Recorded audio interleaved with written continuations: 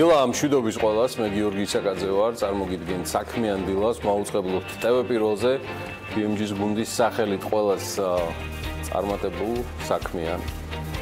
შემოსავლიან დღეს გისურვებთ, საქმიანი დილა იქოქება თქვენთვის. პირველი მაისია დღეს და იდეაში წეველთა განკითხვის დღეს გათენდა. დღეიდან თამბაქოს მოწევა მხოლოდ კატერზე და ტაქსია შესაძლებელი. ეს ხუმრობი, თუმცა დიდად არ განსხვავდება რეალობაც. აი ამ თემას ძალიან მალე მიუბრუნდები.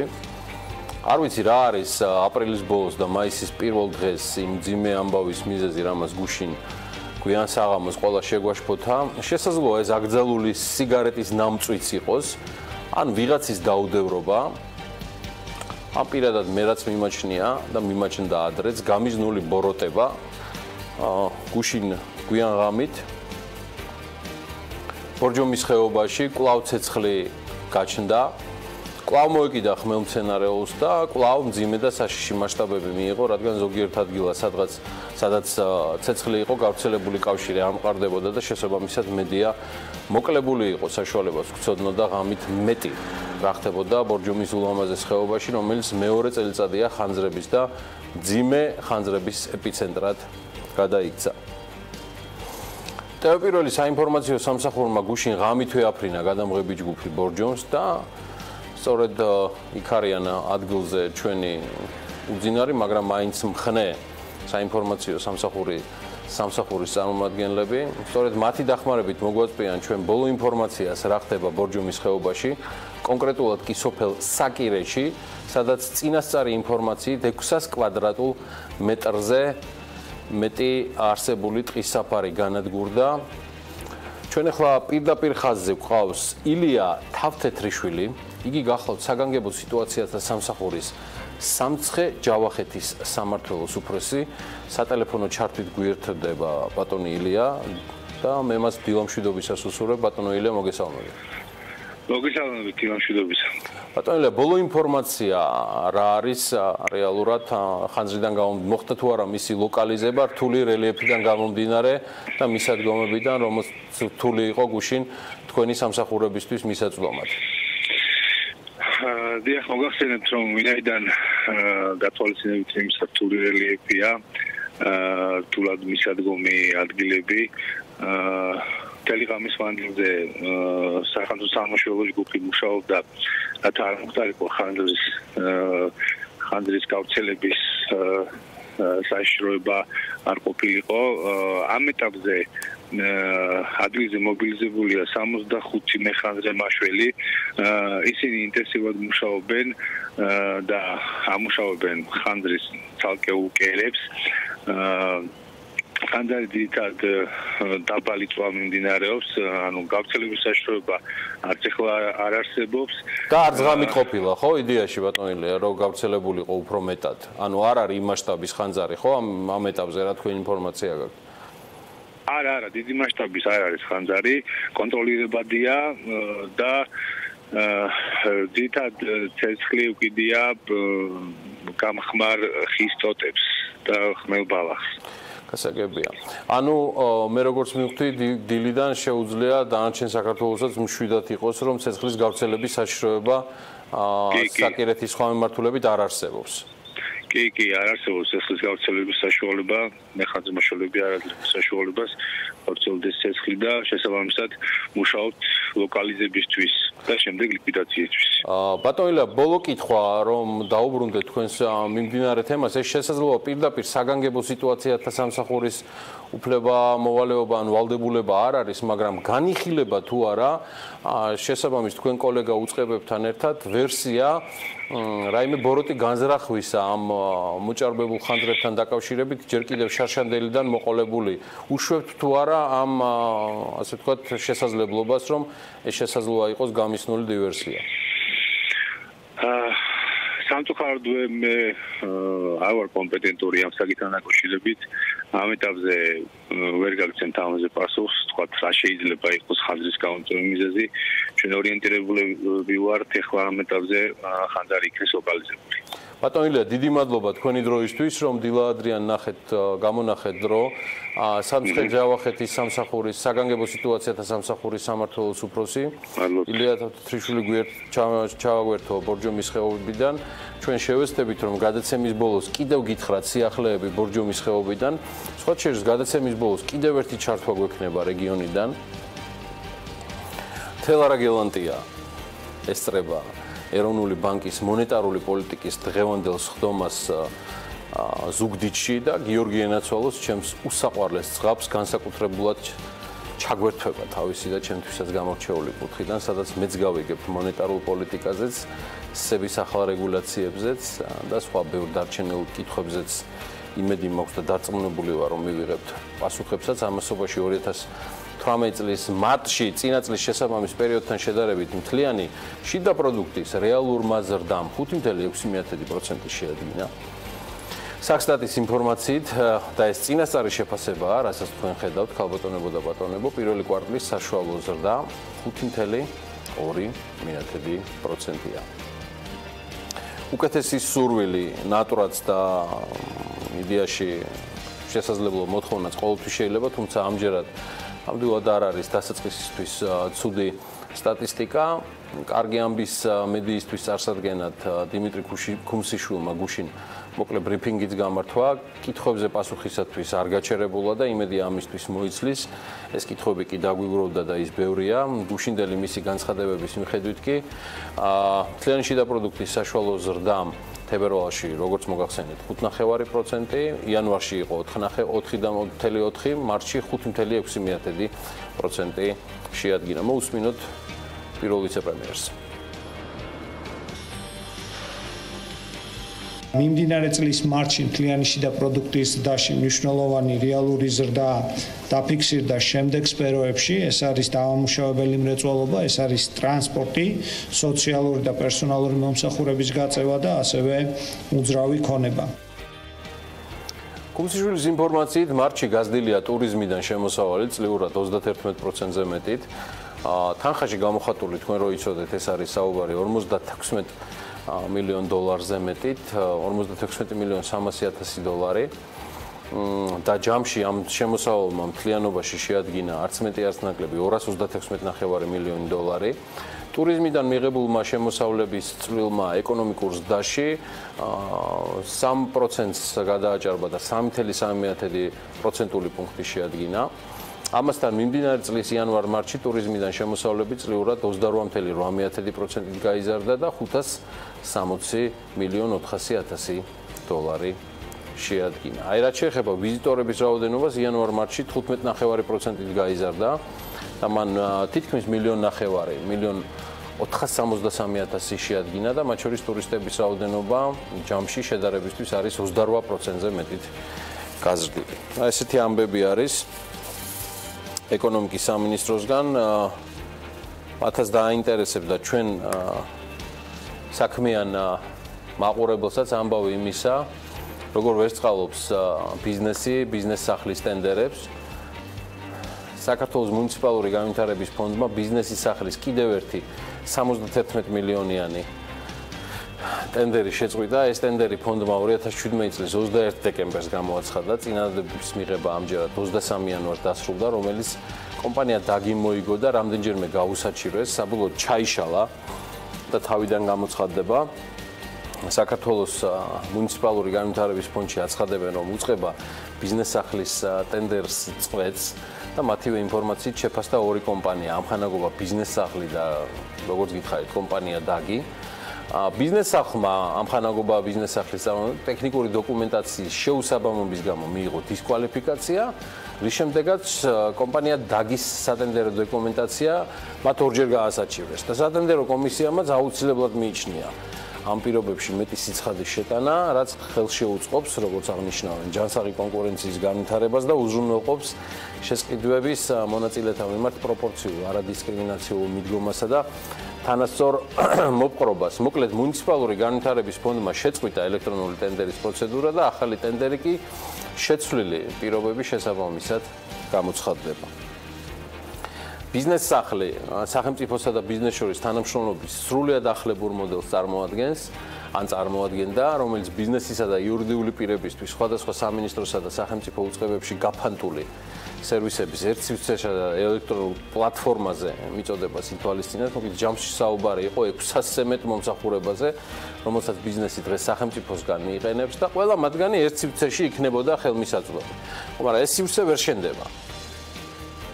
იმიტომ რომ რამდენჯერმე ჩაიშალა ეს ყველაფერი და როგორ ხერხდება რომ ბევრ საკითხში ბუნდოვანი, თუნდაც ლამის ერთ-ერთი გამორჩეული ნოვატორული პროექტების განხორციელებაც ვერ მოხდა ამდენი წელიწადია, თუნდაც ტენდერის სწორად დაორგანიზება ან დაგეგმვა, მაშინ როცა დამოუკიდებლობის დღის აღნიშვნა 26 მაისს ლამის 9 საათით ადრე გვახსენდება და დაჩქარებული წესით ვითხოვთ დაფინანსების მიღებას და ამას ამტკიცებს კიდეც საქართველოს მთავრობა, რაც შეიძლება პომპეზურად აღვნიშნოთ დამსახურებულად საქართველოს დამოუკიდებლობის დღე, ჩემთვის პირადად აუხსნელია რა არის ამ ტიპის რეფორმაზე უფრო მნიშვნელოვანი განსახორციელებლად, მე მართლაც არ მესმის. Global Finance-ის მონაცემებისკენ გადავინაცვლოთ, მოვიოხოთ გული გასულ წელს მსოფლიოში განხორციელებული პირდაპირ უცხოური ინვესტიციების მოცულობა 16%-ით არის შემცირებული, მან ჯამში 1,5 ტრილიონი შეადგინა. 2016 წელს ეს მაჩვენებელი 1,800 მილიარდი იყო. განვითარებად ეკონომიკებში პირდაპირ უცხოური ინვესტიციების მოცულობა მცირედით არის გაზრდილი 653 მილიარდით. მსოფლიოს 10 ქვეყანა ყველაზე მეტი პირდაპირ უცხოური ინვესტიციებით, ანუ FDI-ით კი შემდეგია: შეერთებული შტატები 311 მილიარდი, ჩინეთი 154 მილიარდი, ჰონკონგი 85 მილიარდი, ნიდერლანდების სამეფო 68 მილიარდი, ირლანდია 66 მილიარდი მიიღეს, ავსტრალია 60 მილიარდი, აი ხა ნახავთ უკვე გრაფიკზე სრულად და მოცულობით, ბრაზილია 60 მილიარდი, სინგაპური 58, საფრანგეთი 50 მილიარდი და ინდოეთი ამჯერზე 45 მილიარდ დაჯერდა. აი საქართველოს სტატისტიკის სამსახურის მონაცემებით საქართველოში გასულ წელს პირდაპირ უცხოური ინვესტიციების სახით თითქმის 2 მილიარდი, 1,900 მილიონი დოლარი შემოვიდა და ეს არის, ასე ვთქვათ, რის გამოც ჩვენ ამ ტოპ-10-ში ჩემ დასამწუხაროდ პირადად ვერ მოვხდით. აქვე პირადად ჩემთვის ალბათ ყველაზე მნიშვნელოვანი რეიტინგი, რომელიც რაც კი შეიძლება საზომად არსებობდეს, ქვეყნის მოსახლეობის შემოსავლის დონეს გამოხატავს წლის განმავლობაში ერთი მოსახლის მიერ მიღებული საშუალო შემოსავალი. ერთ მოსახლეზე შემოსავალს სხვადასხვა ინდიკატორები ზომავენ და ყველა ამ ინდიკატორს ცხადია თავისი გამოყენების არეალიც აქვს, მაგრამ როცა ერთ მოსახლეზე შემოსავალს ზომავთ იმ მიზნით, რომ შემდეგ სხვადასხვა ქვეყნების მაჩვენებლები ერთმანეთს შევადაროთ, ამ დროს მწყიდველობითი უნარის პარიტეტით, ანუ PPP-ით დათვლილი ერთ მოსახლეზე შემოსავლის გამოყენება, ეს მე მგონი აქ არაფერს ნობელის საპრემიეროს არ ვიტყვი, რომ ეს ალბათ ყველაზე გამართლებულია. მწყიდველობითი უნარის პარიტეტი გამორიცხავს ქვეყნებს შორის ფასების დონის სხვაობას და კეთდება დაშვება, რომ $1 ყველა ქვეყანაში თანაბარი მწყიდველობითი უნარით არის წარმოდგენილი და ამ მწყიდველობითი უნარის გათვალისწინებით 2017 წელს ერთ მოსახლეზე ყველაზე მეტი შემოსავალი მიიღო სწორედ ირლანდიამ, უпростоრად იქ გაიზარდა ყველაზე მეტად, საუბარია $6,290-ით.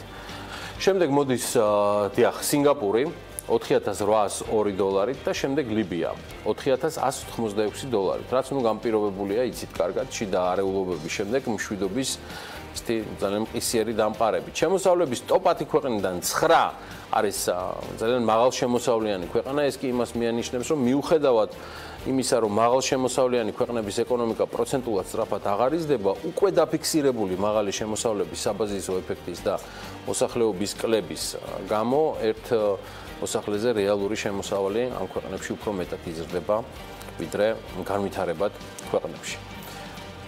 მოდი საქართველოსაც გადავიდეთ, აი აქვე არის საქართველო და შედარებისთვის კარგად დაინახავთ იგივე ტოპ 3-იდან გამომდინარე, რომ საქართველოში ერთ სულ მოსახლეზე შემოსავალი არასრული 700, ანუ $694-ით გაიზარდა. კიდევ ერთხელ კვლავ PPP-ზეა საუბარი და ამ მაჩვენებლით საქართველოს მსოფლიოში 67 ადგილს იკავებს.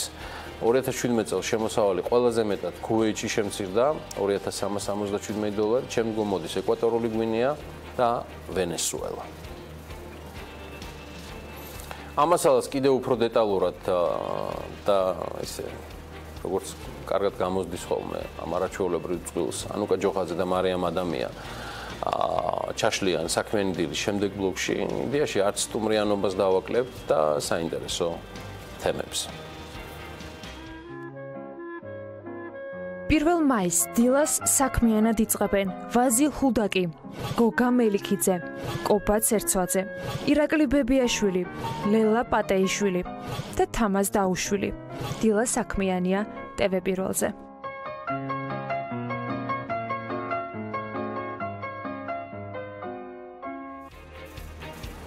მოწევის აკრძალვაზე ვრცელი მიმოხილვა, რეპორტაჟი და სტუმრობა უკვე დავაანონსეთ. თამბაქოს კონტროლის შესახებ საქართველოს კანონში ცვლილებების შედეგებსაც მალე მოვიკითხავთ.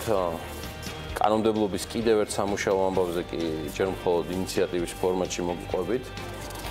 იმედია ასეც დარჩება, მაგრამ მაინც გაგიზიარებთ. მოკლედ საქართველოს საგზაო უსაფრთხოებისა და ავტოსკოლების ასოციაცია საქართველოს პარლამენტს საკანონმდებლო წინადადებით მიმართავს და საგზაო მოძრაობის შესახებ საქართველოს კანონში ცვლილებების შეტანას ითხოვს. ასოციაციის თავმჯდომარე ილია მეკოკიშვილის წინადადების თანახმად საგზაო ნიშნების სრულყოფილი არ არის და დასამატებელია ძალიან ბევრი საჭირო და მნიშვნელოვანი აღნიშვნა, მათ შორის მხედრის სამოძრაო ბილიკი და საჭაპანო მოძრაობის აღნიშნული ნიშნები.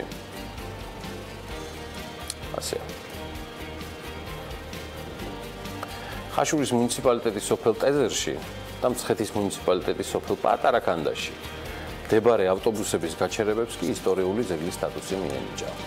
აი მას ერთ-ერთი მე-20 საუკუნის 70-იანი წლების საბჭოთა მოდერნიზმით დათარიღებული გაჩერებების სადგურები არქიტექტურის, საინჟინრო მეცნიერების, ტექნიკისა და მრეწველობის განვითარებასთან დაკავშირებულ ძეგლად აღიარეს. ბრძანება საქართველოს კულტურული მემკვიდრეობის დაცვის ეროვნული სააგენტოს გენერალური დირექტორის მოვალეობის შემსრულებელმა 24 აპრილს მოაწერა ხელი და გამოსცემელი ცხადია. კარგი. ასაკით გაცილებით ახალგაზრდაა. რადიო სიხშირეზე მაუწყებლობის მხოლოდ სულ რაღაც 7 წელს ითვლის, თუმცა მედია ისტორიაში სამჯერ მეც გაცილებით მეტი დამსახურებით.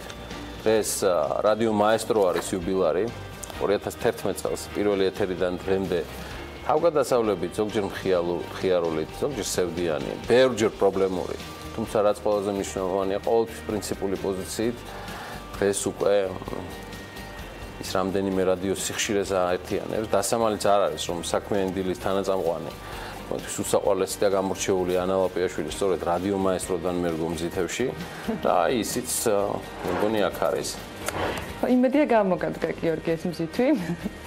შევიჯერ სტეფანა, დილამშვიდობის. დილამშვიდობის. ეს ის შემთხვევა, როცა მეც საოცრად მინდა რომ მიულოცო რადიო მაესტროს, ყოველგვარი უფლების მოიჭების გარეშე უნდა შემოვიჭრა ეთერში და უსურვო ძალიან ბევრი წარმატება მის შემქმნელებს და იმ ადამიანებს, რომლებიც წლები აქმნიან რადიო მაესტროს 24 საათიან საინფორმაციო მედია საშუალებას, ერთი თითზე ჩამოსაცვლელი სტაფის წევრებით, მუდმივად თავდაუზო გავიშრომით და სურვილით რომ მსმენელი ყოველთვის ზუსტი ინფორმაციის საქმის გულში იყოს. აი, ეს კი ნამდვილად ვიცი, როგორ ხდება და რანაირად კეთდება ამ შემთხვევაში საინფორმაციო სამსახურის მიერ მსმენელისათვის მოსამზადებელი სხვადასხვა ინფორმაციები და მინდა წარმატება უსურვო და ყოველთვის ისეთი შემართება, როგორიც პირველი დღეებიდან იყო და რა თქმა უნდა ზრდის ისეთი ტემპები, რომელიც ამ 7 წლის განმავლობაში მათ ნამდვილად არ შეუჩერებიათ.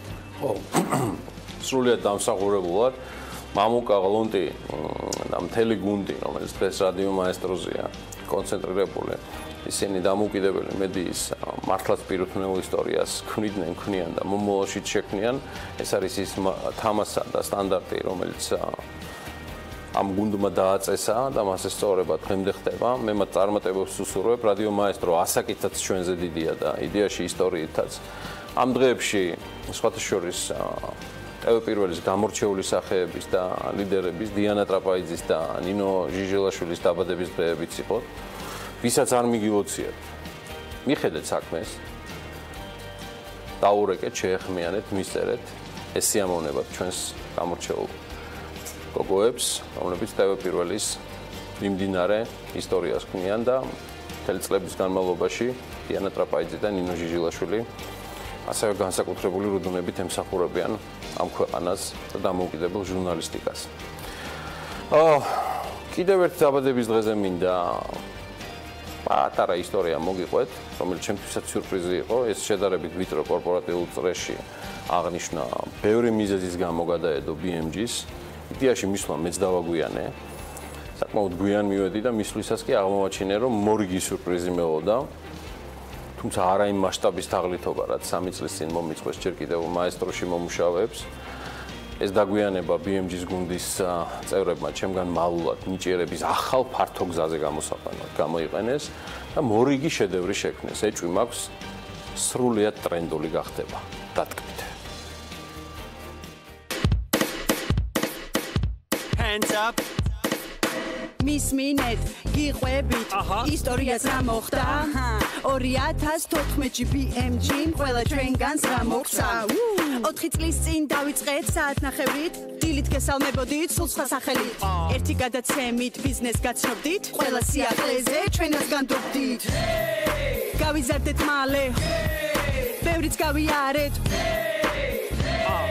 მოვუსმინოთ გუნდის სხვა წევრებს Businessmedis gundi Respondentებს ეძებს დილის მხრიდან Oh yeah დროზე გავში ხუდი ხო ხუდი ისაკაძე გარბის ეთერიდან მე გადასტეთ ხმამ გეყოფა წავის მამ ლაპოს ავაწყნეთ მამ კადრი გაშალეთ მამ ათი წამირჩება ყველამ კამერისკენ იხურეთ ეთერში ვართ ვისკეთ გამოყევით BMG-ს დაიქნებით ყველა ბიზნესი ახლის საქმის გუნდში გამოყევით BMG-ს დაიქნებით ყველა ბიზნესი ახლის საქმის გუნდში დროზე ამოდით ყველა თორე ეს პროლოგი გაიწელა ოპერატორი და მძღოლი ვერსად ვიპოვეთ ხმაურს უმატავ ხელა თათბირს ვერ ვიგებ კვლავ 20 წუთზე ვეღარ გთავ სტუმარს ვერ ურეკავ თემა არა მაქვს მაგრამ ისა გამოწრებით ამ სიტუაციიდან BMG ვართ ვიწყებთ გამოყევით BMG-ს დაიქნებით ყველა ბიზნესი ახლის საქმის გუნდში გამოყევით BMG-ს დაიქნებით ყველა ბიზნესი ახლის საქმის გუნდში ციცის შაბათ კვირა ანალიტიკა საქმიანი დილა #საქმიანები ქალების ნარატივი დავებრი ახლები ვიზიტებით გამოყევით BMG-ს დაიქნებით ყველა ბიზნესი ახლის საქმის გუნდში გამოყევით BMG-ს დაიქნებით ყველა ბიზნესი ახლის საქმის გუნდში გამოყევით BMG-ს დაიქნებით ყველა ბიზნესი ახლის საქმის გუნდში გამოყევით BMG-ს დაიქნებით ყველა ბიზნესი ახლის საქმის გუნდში BMG-ს იუბილე ცოტა დაგვიანებულად აღნიშნეთ, მაგრამ ერთს გეტყვით, რომ გამოყევით და ენდეთ ბოლომდე BMG-ს ამ საოცარ ადამიანებს და მართლა ერთი დიდი გუნდის და ოჯახის წევრებს სალომე მეცხვარიშვილს ვულოცავ დაბადების დღეს, დღეს რაღაც დაბადების დღეების მიუძღვის სამაგტრია და საოცარ უნდა გამორჩეს ამ ამბავს ჩვენი გუნდის კიდევ ერთი გამორჩეული წევრი სალომე მრავალს დაესწარი.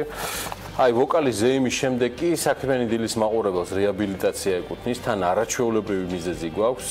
ჯორდან პეტერსონმა ბოლო 1 წლის მსოფლიო მედიის ვარსკვლავმა ტვიტერზე ჰამლეტ გონაშვილის სიმღერა გააზიარა. პეტერსონი კანადელი ფსიქოლოგია, კანადელი კლინიკური ფსიქოლოგია და მისი პირველი წიგნი წმენის არქიტექტურა 1999 წელს გამოქვეყნდა. დღეისთვის მისი წიგნები Amazon-ზე ყველაზე მოთხოვნადია და ლექციაზე შესვლის ნებართვა გნებავთ ბილეთი $120-დან იწყება. ასე რომ წარმოუდგენელი იყო, რომ ეს ამბავი თქვენთვის არ გამეზიარებინა. ამასობაში მეტროპოლიტენის მემანქანეთა დამოუკიდებელი პროფესიული კავშირის მოთხოვნები და პასუხი სატრანსპორტო კომპანიისა მერიისგან გაიფიცება თუ არა თბილისის მეტრო. ჩინეთში ქართული პროდუქციის ექსპორტის შემცირება ძირითადად სპილენძის მადნის და კონცენტრატების ექსპორტის შემცირებაზე მოდის. ეკონომიკის სამინისტრო შესაბამის განმარტებას აკეთებს კლებად სტატისტიკაზე ჩინეთთან მიმართებაში და ილონ მასკის კომპანია ყოველ წუთიერად 11 არცნაკლები $6,500 კარგავს. ბლუმბერგმა ტესლას ზარალი სულ კაპიკ დათვალა. და ისიც ანალაპიაშვილი სრულად არის უკვე მზად, რომ დაანონსებული სიახლეები წარმოგიდგინოთ. ანა კიდევ ერთხელ დილამშვიდობის. საიუბილეო გამოგვივიდა მე და შენ პროლოგი დღეს, ანუ ბევრი იუბილეარს ძველს თუ ახალს. მიულოცებ დღევანდელი დაბადების დღეს, შენ კი წარმატებულ დღეს გისურვებ. მხოლოდ პოზიტივს ვისურვებდი საქმიანი დილის ეთერიდან, რომ ასეთი შესაძლებლობები გქონოდეს და მხოლოდ კარგზე იყოს სასაუბრო.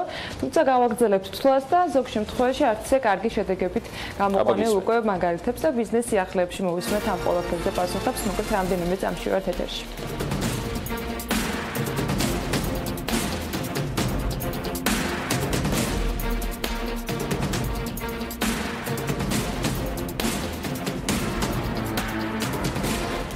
მეტროპოლიტენის მემანქანეთა დამოუკიდებელი პროფესიული კავშირი ერთობა 2013 3 მაისიდან გაფიცვას აანონსებს. მათი განცხადებით, თუ არ დაკმაყოფილდება მოთხოვნები, ფაქტობრივად მეტროს პარალიზება მოხდება. ამასთან თანამშრომლები გაგზავნია სატრანსპორტო კომპანიაში და ჯანდაცვის სამინისტროში განცხადებას, რომ უკვე ხუთშაბათიდან, ანუ სწორედ 3 მაისიდან მეტრო ფუნქციონირება შეწყვეტს. ცალსახად გადავწყვიტეთ, რომ დღეს შევიტანთ განცხადებას სატრანსპორტო კომპანიაში, ჯანდაცვის სამინისტროში და 3 დღეში გავიჩერდებით. პრესულ მდგომარეობაში გვიწევს მუშაობა მემანქანეებს. ამ პასუხისმგებლობიდან გამომდინარე და ამ სიტუაციიდან გამომდინარე, მე მგონი სრულიად ლეგიტიმურია იმის მოთხოვნა.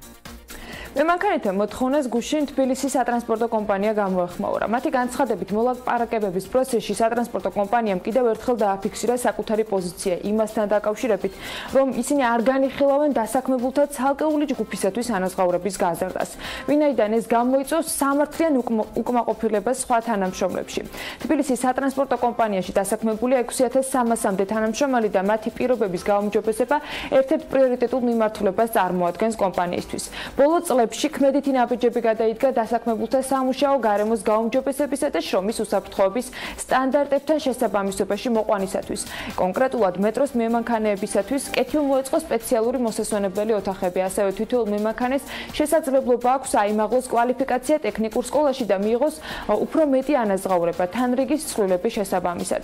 კომპანიაში დაინერგა წელთა ნამსახურებისა და ღამის სამუშაოების ტარიფების ზრდა, რაც ასევე დადებითად აისახა თანამშრომლების შემოსავლებზე. განმარტავენ კომპანიაში და ასევე აღნიშნავენ, რომ თავად მეტროს მემანქანეების კონკრეტულ ჯგუფს უფრო მეტად უნდა მოუხდეთ გაითავისონ ის პასუხისმგებლობა, რაც მათ გააჩნიათ საზოგადოების წინაშე. თავის მხრივ სატრანსპორტო კომპანია აკეთებს ყველაფერს იმისთვის, რომ მემანქანეების გაფიცვა არ გამოიწვიოს მეტროს გაჩერება და ქალაქის მუნიციპალური ტრანსპორტის შეფერხება, აღნიშნულია გუშინ გავრცელებულ განცხადებაში. არსებული ეკონომიკური მდგომარეობიდან გამომდინარე რაიმე თანხების მატებაზე საუბარი შესაძლებელია, ეს უკვე მედიასთან თბილისის მერმა კახა კალაძემ განაცხადა, რომელმაც კომენტარი სწორედ 3 მაისს თბილისის მეტროპოლიტენის თანამშრომლების შესაძლო გაფიცვასთან დაკავშირებით გააკეთა. მისი თქმით, მეტრო იმუშავებს და მისი პარალიზება არ მოხდება, თუმცა კალაძეს არ დაუკონკრეტებია თუ რას მოიმოქმედებს საამისოდ მერია. მერის განცხადებით, მეტროს თანამშრომლების ნაწილის მიერ გაფიცვის მოწყობა მათი კონსტიტუციური უფლებაა, თუმცა ის აცხადებს, რომ არიან ადამიანები, რომელთა ხელფასიც მეტროპოლიტენის თანამშრომლების ხელფასთან შედარებით გაცილებით ნაკლები 407-800 ლარია, მაშინ როდესაც მეტროპოლიტენის თანამშრომელთა ხელფასები დაახლოებით 1300-1400 ლარის ფარგლებში მერყეობს. ეს სახის დამოკიდება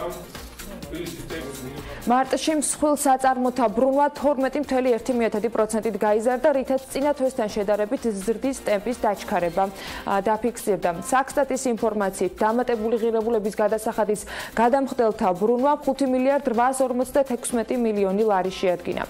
მარტში საქართველოში 4786 ახალი კომპანია დაფუძნდა, წინა წელთან შედარებით ეს მაჩვენებელი დაახლოებით 9%-ით ნაკლებია. ჩინეთში ქართული პროდუქციის ექსპორტის შემცირება ძირითადად სპილენძის მადნის და კონცენტრანტების ექსპორტის შემცირებაზე მოდის. ეს ეკონომიკის სამინისტროს საგარეო ვაჭრობის პოლიტიკის დეპარტამენტის უფროსმა მარიამ გაბუნიამ განმარტა საქმის კურსთან. გაბაანალიზეთ სამი თვის შედეგები და მინდა აღვნიშნო, რომ ექსპორტის 29 მილიონიანი კლებიდან, რაც ამ წლის პირველ კვარტალში დაფიქსირდა, 28.600.000 დოლარი სპილენძის მადნებსა და კონცენტრანტებზე მოდის, აღნიშნავს ის და ასევე განმარტავს, რომ თუ ექსპორტის გაანალიზება მოხდება, მაშინ სპილენძის მადნებისა და კონცენტრანტების ექსპორტი სამ თვეში საქართველოდან 21%-ით არის გაზრდილი. ჩინეთის ერთ-ერთი უმსხვილესი კონგლომერატი CFC-ის დამფუძნებელი სამართალდამცველმა ორგანოებმა დაკითხეს და მას სახლიდან გასვლა აუგზავნეს. ამის შესახებ China Morning Post იწორს. ამ ფაქტის გახმაურების შემდეგ CFC-ის რამდენიმე გარიგება ჩაიშალა, როგორც ჩინეთში, ისევე მის საზღვრებს გარეთ.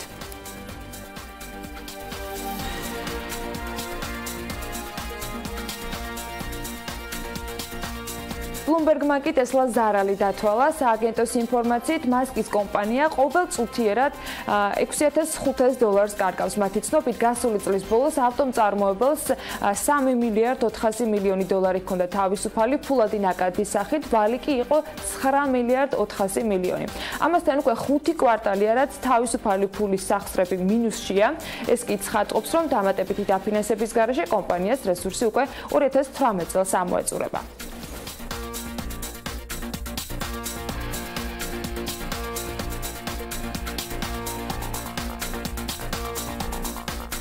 ილონ მასკის გეგმებთან დაკავშირებით მომავალში კიდევ ბევრ ძალიან საინტერესოს გავიგებთ. ახლა კი დრო არის, რომ ასევე არანაკლებ საინტერესო და საჭირო ინფორმაცია უკვე სავალუტო ჯიხურებიდან გიორგისგან მოვისმინოთ.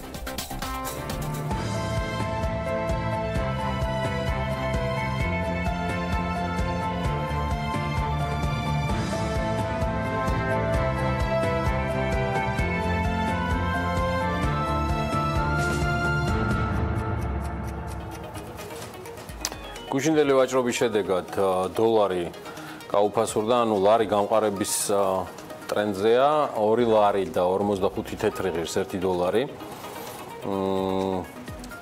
ევროს ფასი 2 ლარი და 97 თეთრია, თურქული ლირა 60 თეთრი, 3 ლარი და 37 თეთრია.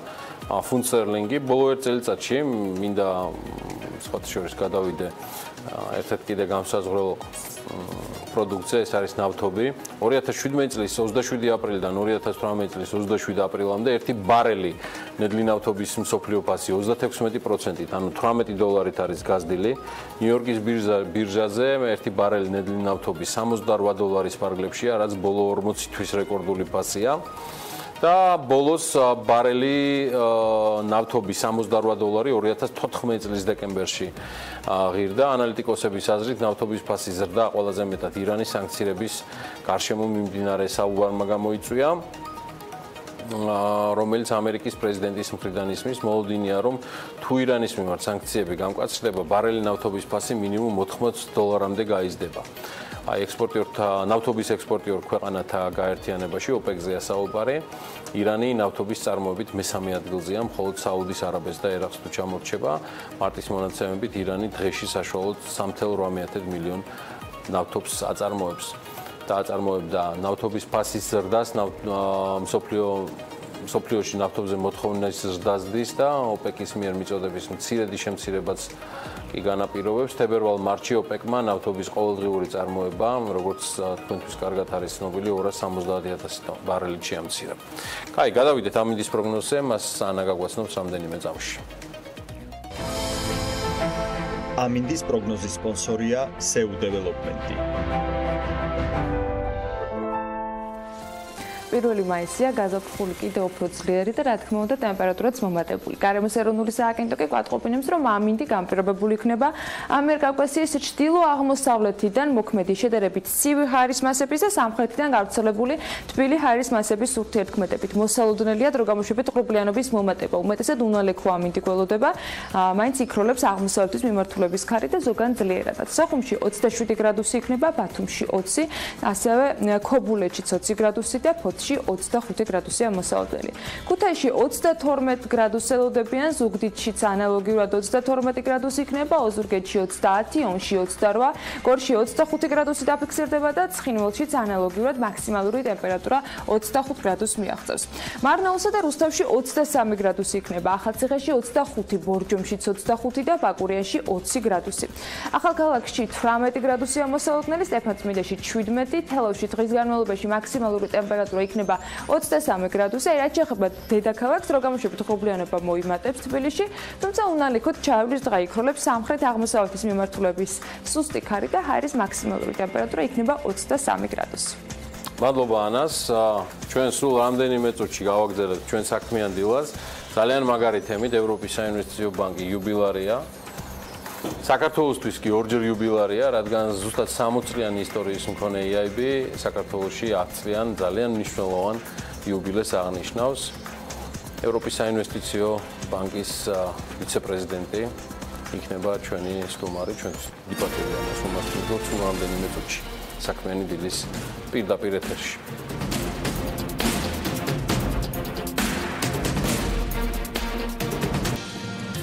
ევროპის საინვესტიციო ბანკი იუბილარია ზუსტად 60 წლიანი ისტორიის მქონე EIB საქართველოში წარმომადგენლობის ყოფნის 10 წლის იუბილეს აღნიშნავს. საზეიმო ღონისძიებების შორის კონსერვატორიაში დღეს საიუბილეო მიღებასთან ერთად, რა თქმა უნდა, საქმიანი ვიზიტებიც არის, რომელთანაც საინვესტიციო ბანკი ამ დროისათვის ქვეყნის მასშტაბით არის წარმოდგენილი. 2007 წლიდან დღემდე 21 პროექტია ეკონომიკის სფეროში დაფინანსებული. და ეს არ არის ყველაფერი, ანა, ევროპის საინვესტიციო ბანკის საკრედიტო პორტფელი საქართველოში 1,550 მილიონ ევროს უტოლდება. ეს უნდა იცოდეს ძალიან ბევრმა, რომ ეს არის ერთ-ერთი ყველაზე მსხვილი პარტნიორი, ერთ-ერთი ყველაზე მსხვილი საფინანსო ინსტიტუტი საქართველოში, დიახ, ჩვენ ვსაუბრობთ ევროპის საინვესტიციო ბანკზე. პროექტების ჩამოსათვალად, რომელშიც ევროპის საინვესტიციო ბანკმა მონაწილეობა მიიღო, ესეთერი, აი, პირდაპირ გეუბნები, რომ ნამდვილად არ გვეყოფა. გამორიცხულია. მხოლოდ მოკლე სტატისტიკას წარვადგენ, 2007-17 წლების ანგარიშს მოიცავს 200 მილიონი ევრო EIB-ის სესხები მუნიციპალური ინფრასტრუქტურის განვითარებისთვის საქართველოში, 750 მილიონი ევრო საჯარო ინფრასტრუქტურაში, ინვესტიციები ტრანსპორტის სექტორში, 105 მილიონი ევრო ენერგეტიკული უსაფრთხოებისთვის, როგორია 200 მილიონი ევრო წყალმომარაგების და შესაბამისი ინფრასტრუქტურისთვის, 45 მილიონ ევროზე მეტი ტექნიკური დახმარების და საინვესტიციო გრანტების, ენერგოეფექტურობის, მუნიციპალური ინფრასტრუქტურის და სატრანსპორტო სექტორის პროექტების მხარდასაჭერად. აი ესეთი იუბილარია. ეს მხოლოდ დასაწყისია. და მხოლოდ იმის გამო, რომ არც მეტი არც ნაკლები ჩვენი კავშირებიდან გამომდინარე ევროპასთან და კონკრეტულად EIB-სთან, რომლის ქართულ ოფისსაც, მის წარმომადგენლობასაც ძალიან დიდ პატივს მთელი იმ საქმიანობისთვის, რასაც დღენიადად გაწევენ დღევანდელ იუბილეზე ევროპის საინვესტიციო ბანკის მაღალჩინოსანია ჩამოსული და დღეს ჩვენ მასპინძლობთ, როგორც დაგიანონსეთ, ამ საინვესტიციო ბანკის ვიცე-პრეზიდენტ ვაზილ ჰუდაკს. Vice President Hudak, great to have you here with us. Good morning. We already had some brief about EIB's last achievements and portfolio. საინვესტიციო ევროპის საინვესტიციო ბანკის უკანასკნელი მიღწევების შესახებ და იმის შესახებ თუ რა საქმიანობთ საქართველოში, მაგრამ ჩვენ პირველი შეკითხვა მდგომარეობს შემდეგში. I'm always trying whenever I have somebody here in my studio. როდესაც ვინმე მყავს სტუდიაში სტუმრად ევროპის საინვესტიციო ბანკიდან ყოველთვის უსვამ მას შეკითხვას თუ რას ნიშნავს რა ფუნქციები გააჩნია ევროპის საინვესტიციო ბანკს, რას მოიცავს მისი საქმიანობა, რადგან ძალიან მნიშვნელოვანია ხალხისთვის იმის გაცნობიერება თუ რას საქმიანობს ეს ორგანიზაცია. ევროპის საინვესტიციო ბანკი არის ევროკავშირის ბანკი. ჩვენ 28 წევრს მოვიცავთ, სანამ შემდეგ წელს Brexit-ის პროცესი დასრულდება, ამის შემდეგ უკვე 27 წევრი გვეყოლება. ეს არის ბანკი, რომელიც ეკონომიკურ განვითარებას, კონკურენტუნარიანობას, წარმოებას უჭერს მხარს. და რა თქმა უნდა, აღმოსავლური პარტნიორობის მიმართულებით არსებობს ქვეყნები, რომლებიც ახლოს არიან ევროკავშირთან და ჩვენ საოპერაციო ზონას აფართოვებენ. იმისთვის რომ ჩამოვაყალიბო, ასე ვთქვათ, კონცეფცია ჩვენი ოპერაციებისა, გასულ წელს ჩვენ დავაფინანსეთ 18 მილიარდი ევროს მასშტაბის, ასე ვთქვათ, პროექტები და ევროპის საინვესტიციო ბანკი მსოფლიო მასშტაბით არის ყველაზე მსხვილი საინვესტიციო ორგანიზაცია და ჩემი აზრით ევროკავშირი ამით უნდა ამაყობდეს და ეს ინვესტიციები ხორციელდება არა მხოლოდ ევროკავშირში, არამედ აღმოსავლეთ ევროპაში და ევროკავშირის სამეზობლო ტერიტორიებზეც. ისეთ ქვეყნებში, რომელიც ახლოს არის ევროკავშირში, იმისათვის, რათა კავშირი გაძლიერდეს და შეიქმნას ახალი კავშირებიც, ლოჯისტიკის, ტრანსპორტირების და ინფრასტრუქტურის მიმართულებით ხორციელდება ძირითადად ეს ინვესტიციები საქართველოშიც სწორედ ეს მიმართულებებია პრიორიტეტული. ხარს უჭერთ ასევე მცირე და საშუალო ბიზნესს, რადგან ჩვენთვის ასე ვთქვათ, კერძო სექტორი არის ძალიან მნიშვნელოვანი ფაქტორი ბიზნეს განვითარებისას, სწორედ ამიტომ უჭერთ ამ მიმართულებას ხარს, ძალიან მნიშვნელოვანია ენერგო მომარაგების მიმართულებაც, რაც კლიმატური ცვლილებების სფეროში თამაშობს უმნიშვნელოვანეს როლს. ჩვენ გქონდა ასევე არაერთი მნიშვნელოვანი პროექტი, რომელიც პირდაპირ გავლენას ახდენდა ეკონომიკის განვითარებაზე ქვეყნის მასშტაბით. Yeah, in one. I could easily question you before, but we still face some challenges for 2018. ჯერ კიდევ გვაქვს ძალიან მნიშვნელოვანი გამოწვევები 2018 წელს და რა არის თქვენი ორგანიზაციის პრიორიტეტები მიმდინარე წლის განმავლობაში, რადგან more oriented is just to say and to more promote whether it's the largest financial institution. მე ვიცი რომ ეს არის სოფლიოს ერთ-ერთი უმსხვილესი ფინანსური ინსტიტუტი, მაგრამ ამავდროულად პროექტები, რომლებსაც თქვენი ორგანიზაცია აფინანსებს, არის ძალიან მნიშვნელოვანი, განსაკუთრებით საქართველოსთვის, მაგრამ საქართველოს უფრო დაწვრილებით მოგვიანებით ვისაუბრებთ. მოდი ახლა მიპასუხეთ იმ გამოწვევების შესახებ, რომელიც 2018 წელს თქვენს წინაშე დგას. როდესაც ევროკავშირზე ვსაუბრობთ, ორი დიდი პრიორიტეტი არსებობს. პირველი აკავშირებულია კონკურენტუნარიანობასთან. როდესაც ჩვენ ვსაუბრობთ გლობალურ ეკონომიკაზე, ეს ეკონომიკა ვითარდება ძალიან სწრაფად, შევხედოთ ამერიკის შეერთებულ შტატებს, შევხედოთ ჩინეთს, ინდოეთს და მსოფლიოს სხვა კუთხეებს, ყველა მათგანი ვითარდება ძალიან სწრაფად, შესაბამისად კონკურენტუნარიანობა ამ მხრივ ფეხის აწყობა არის ძალიან მნიშვნელოვანი. ჩვენი აზრით, ევროპის საინვესტიციო ბანკი საინვესტიციო კაპიტალის უმთავრესი წყარო უნდა იყოს მსოფლიო მასშტაბით, ხარი უნდა დაუჭიროს სტარტაპ კომპანიებს, როგორც ევროკავშირის ფარგლებში, ასევე ევროკავშირის გარშემო და ევროკავშირის გარეთაც. სწორედ ეს არის ჩვენი უმსხვილესი პრიორიტეტი. მეორე პრიორიტეტი დაკავშირებულია ურთიერთშეთანხმებასთან, შერწყმასთან, ასე ვთქვათ, რადგან აუცილებელია ევროკავშირის ფარგლებს გარეთ ყოფნა ქვეყნებმა ფეხი აუწყონ ევროკავშირის წევრი ქვეყნების ეკონომიკურ განვითარებას და თვითონ ევროკავშირის მასშტაბითაც ქვეყნებმა უნდა დააბალანსონ საკუთარი ეკონომიკური განვითარება, უნდა დაეხმარონ ისეთ ქვეყნებს, რომელთა ეკონომიკური განვითარებაც უფრო ნელა მიმდინარეობს. ეს არის ჩვენი ძალიან მნიშვნელოვანი პრიორიტეტი. მეორე ძალიან მნიშვნელოვანი პრიორიტეტი. და საქართველოში სწორედ ამ საქმიანობას ვეწევით. რაჯა ჩემი სიყვარულეო. Fantastic. Yeah. But what we see is that the country has evolved ქვეყანა ძალიან მნიშვნელოვანი განვითარება განიცადა 90-იანი წლების შემდეგ, მაგრამ ის მაინც უკან არის ისეთ ქვეყნებთან შედარებით, როგორიც არის მაგალითად ავსტრია და ასე შემდეგ, შესაბამისად დამატებითი მხარდაჭერა სჭირდება განვითარებისათვის. ასაგებია, რომ საქართველო არის ძალიან მნიშვნელოვანი პარტნიორი.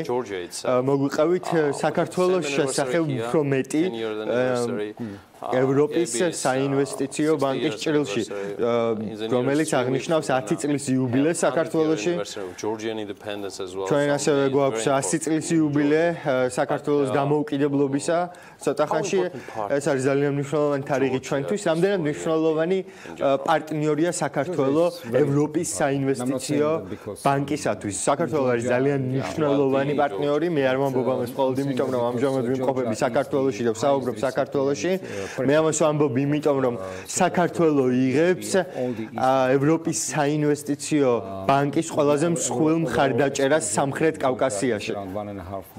ეს არის მილიარდ ნახევარი ევრო, რაც არის ძალიან დიდი მაჩვენებელი ფინანსური მხარდაჭერა, სადაც ჩვენ ვაგრძელებთ კვლავ ინვესტირებას ამ ქვეყნის ფარგლებში. და ჩვენ გვაქვს საკმაოდ გრძელვადიანი პროგრამები, როგორც არის 20-50 60-წლიანი პროგრამები ქვეყნის ფარგლებში. ეს არის ძალიან კარგი ქვეყანა, რომელიც მოძრაობს ევროკავშირში გაწევრიანების მიმართულებით, ქვეყანა, რომელსაც გააჩნია რეგულაციები, რა თქმა უნდა, ყოველთვის შეიძლება უკეთესი გაკეთება, უკეთესი პრაქტიკის დანერგვა და ჩვენ სწორედ ამ მიმართულებით ვმუშაობთ, რომ განვითარდეს ქვეყანა. ჩვენ გქონდა შეხვედრები გიორგი კვირიკაშვილთან და ბევრ სხვა მინისტრთან. ძალიან დიდი წილი ამ მხარდაჭერის ამოდის პერსონალურ ურთიერთობებზე, ინდივიდუალურ დონეზე, როდესაც ენდობი ადამიანს მეგულისხმობს სამთავრობო წარმომადგენელს, შესაბამისად იზრდება ქვეყნის მხარდაჭერაც. ჩემი დამატებით გეკითხოთ, სწორედ ამაში მდგომარეობდა. მე ვიცი, რომ თქვენ უახლოეს მომავალში გეგმავთ შეხვედრებს. Georgia for 2018, I mean, can we confirm that we're going to have some 2018 წლის საქართველოს ზოგადი სურათი რომ წარმოვიდგინოთ. შეიძლება თუ არა ვთქვათ, რომ დაგეგმილია უფრო აგრესიული ინვესტირების განხორციელება ქვეყნის ფარგლებში. და რამდენად პერსპექტიულია ეს წელი ქვეყნისათვის. Yes, you got to. It was. Yeah, I'm more than sure. 2018 we believe is going to be important. ჩვენი აზრით 2018 წელი იქნება ძალიან მნიშვნელოვანი წელიწადი. 400 million euro. დაახლოებით 400 მილიონ ევრომდე ინვესტირება მოხდება ქვეყნის მასშტაბით. So we plan to sign 250 million euro for the construction. ჩვენ გეგმავთ 250 მილიონი euро ინვესტირება მოახდინოთ ინფრასტრუქტურული მშენებლობების მიმართულებით. და გსურს წყნეთის გზის, ასე ვთქვათ, გახსნა. ეს არის ძალიან მნიშვნელოვანი გზა. But we also made this with Kaha Kaladze. ჩვენ ასევე ვაწარმოებთ შეხვედრებს თბილისის მერთან კახა კალაძესთან.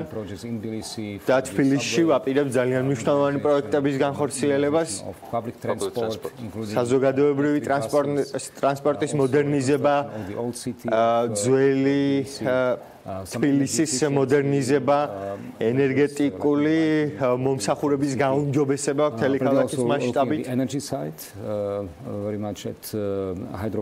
ენერგეტიკული წყაროების, ასე ვთქვათ, გაძლიერება, ჰიდროელექტროსადგურების გაუმჯობესება და ასე შემდეგ და ჩვენ გეგმავთ სამეწარმეო საქმიანობების მხარდაჭერას, რა თქმა უნდა, საირიგაციო მიმართულებით პირველ რიგში. სოფლის მიმართულებით ეს ყველაფერი არის ძალიან შთამბეჭდავი და ჩვენ რა თქმა უნდა გავაგრძელებთ საქართველოში ინვესტირების განხორციელებას. შესაბამისად საქართველოს ქართულ ოფისს ძალიან ძიმე სამუშაოები ელისწინდია, შეიძლება ასეც ითქვას. At least next chance you're going to see all of us guys like on Instagram. მექნებათ იმის შანსი, როდესაც ჩვენ Facebook-ზე ან Instagram-ზე გვნახავთ ერთად. სებასტიანი წარმოადგენს საქართველოს ოფისს ევროპის საინვესტიციო ბანკისა და მათ აქვს ძალიან კარგად გაწერილი გეგმა, ძალიან კარგად გაწერილი პროგრამა. ჩვენთვის იყო დიდი სიამოვნება, თქვენი მასპინძლობა, გისურვებთ წარმატებას თქვენ სამომავლო საქმიანობაში. და ჩვენ ძალიან მოხარულები ვართ, რომ ვაანონსებთ თქვენ სამომავლო საქმიანობას პირდაპირ ეთერში. საქართველოს მთავრობის წარმომადგენლებს შეუერთდება, ვისთანაც ერთადაც ინგლისურად დაუბრუნდება, ვისთანაც ერთადაც გახსნეს წყნეთის გზას რამდენიმე წუთში და ჩვენ ამასაც შემოგთავაზებთ უახლოეს მომავალში. რაც შეეხება ვაზილ ხუდაკთან საუბარს, რომელიც კიდევ ერთხელ შეგახსენებთ ევროპის საინვესტიციო ბანკის ვიცე-პრეზიდენტი გახლავთ, სულ მალე სრულ ვერსიას მასთან საუბრისას, როგორც ინგლისურ, ასევე ქართულ ენებზე ნახავთ ჩვენს ვებზე bm.g. კარგი, გავიდეთ რეკლამაზე, სტუმრებს გავაცილებთ და სულ მალე დაგიბრუნდებით.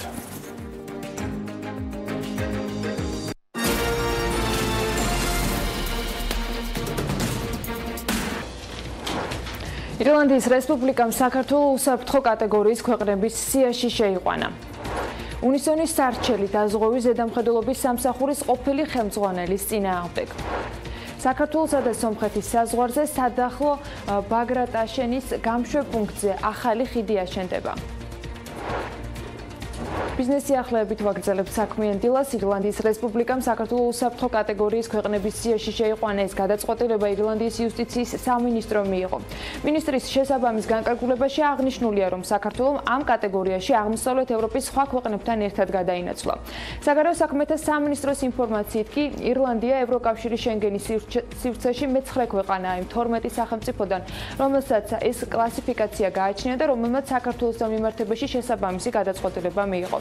გადაწყვეტილება კიდევ ერთხელ მეტყველებს დასავლელი პარტნიორების მხრიდან საქართველოში დემოკრატიული რეფორმების გზით ადამიანის ფუნდამენტური უფლებების დაცვის აღიარებაზე. ირლანდიის რესპუბლიკის მხრიდან უსაფრთხო ქვეყნების სიაში შეყვანის შედეგად საქართველოს მოქალაქეების თავშესაფრის განაცხადების განსახილველად გამოყენებული იქნება დაჩქარებული პროცედურა, რაც განაცხადის განხილვის ვადას შეამცირებს. უსაფრთხო ქვეყნად აღიარებული აქვს საქართველოს, ლუქსემბურგს, ბელგიას, ნიდერლანდებს, საფრანგეთს, ბულგარეთს, ავსტრიას, ლიხტენშტაინს და ისლანდიას. ირლანდიის რესპუბლიკის ეს გადაწყვეტილება ძალაშია 16 აპრილიდან განმარტავენ საგარეო საქმეთა სამინისტროში. სადაზღვევო კომპანია უნისონი დაზღვევის ზედამხედველობის სამსახურის ყოფილი ხელმძღვანელის კოტე სულამანიძის წინააღმდეგ გამოდის.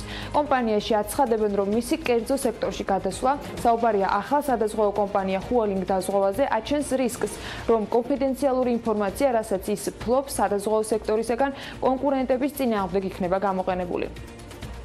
ფიქრობთ, ეს ნამდვილად ვერ ჩაითვლება რაღაც დადებით მომენტად სადაზღვევო სექტორისთვის, ვინაიდან გუშინდელი ჩვენი ზედამხედველი დღეს უკვე მოგვევლინა ერთ-ერთი ახლად გახსნილი ბანკის შვილობილი სადაზღვევო კომპანიის სახით ბაზარზე.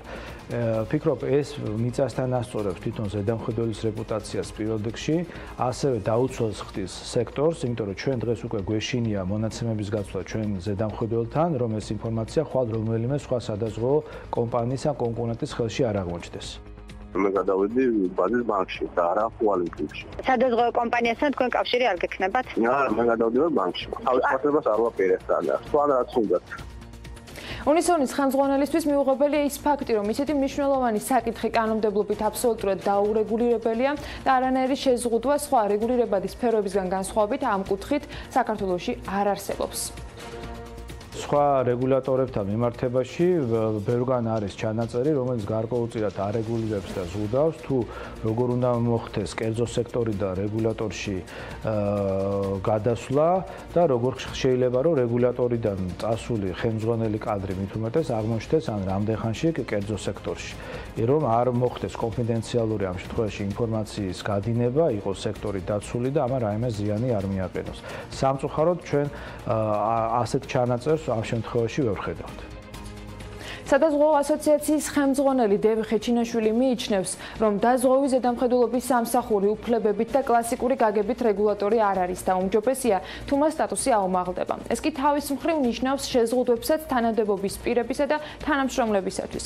მისი თქმით, კადრების გადადინება დაზღვევის სამსახურიდან კერძო სექტორში და პირიქით საკმაოდ ხშირია, რაც მისი აზრით არასწორი პრაქტიკაა.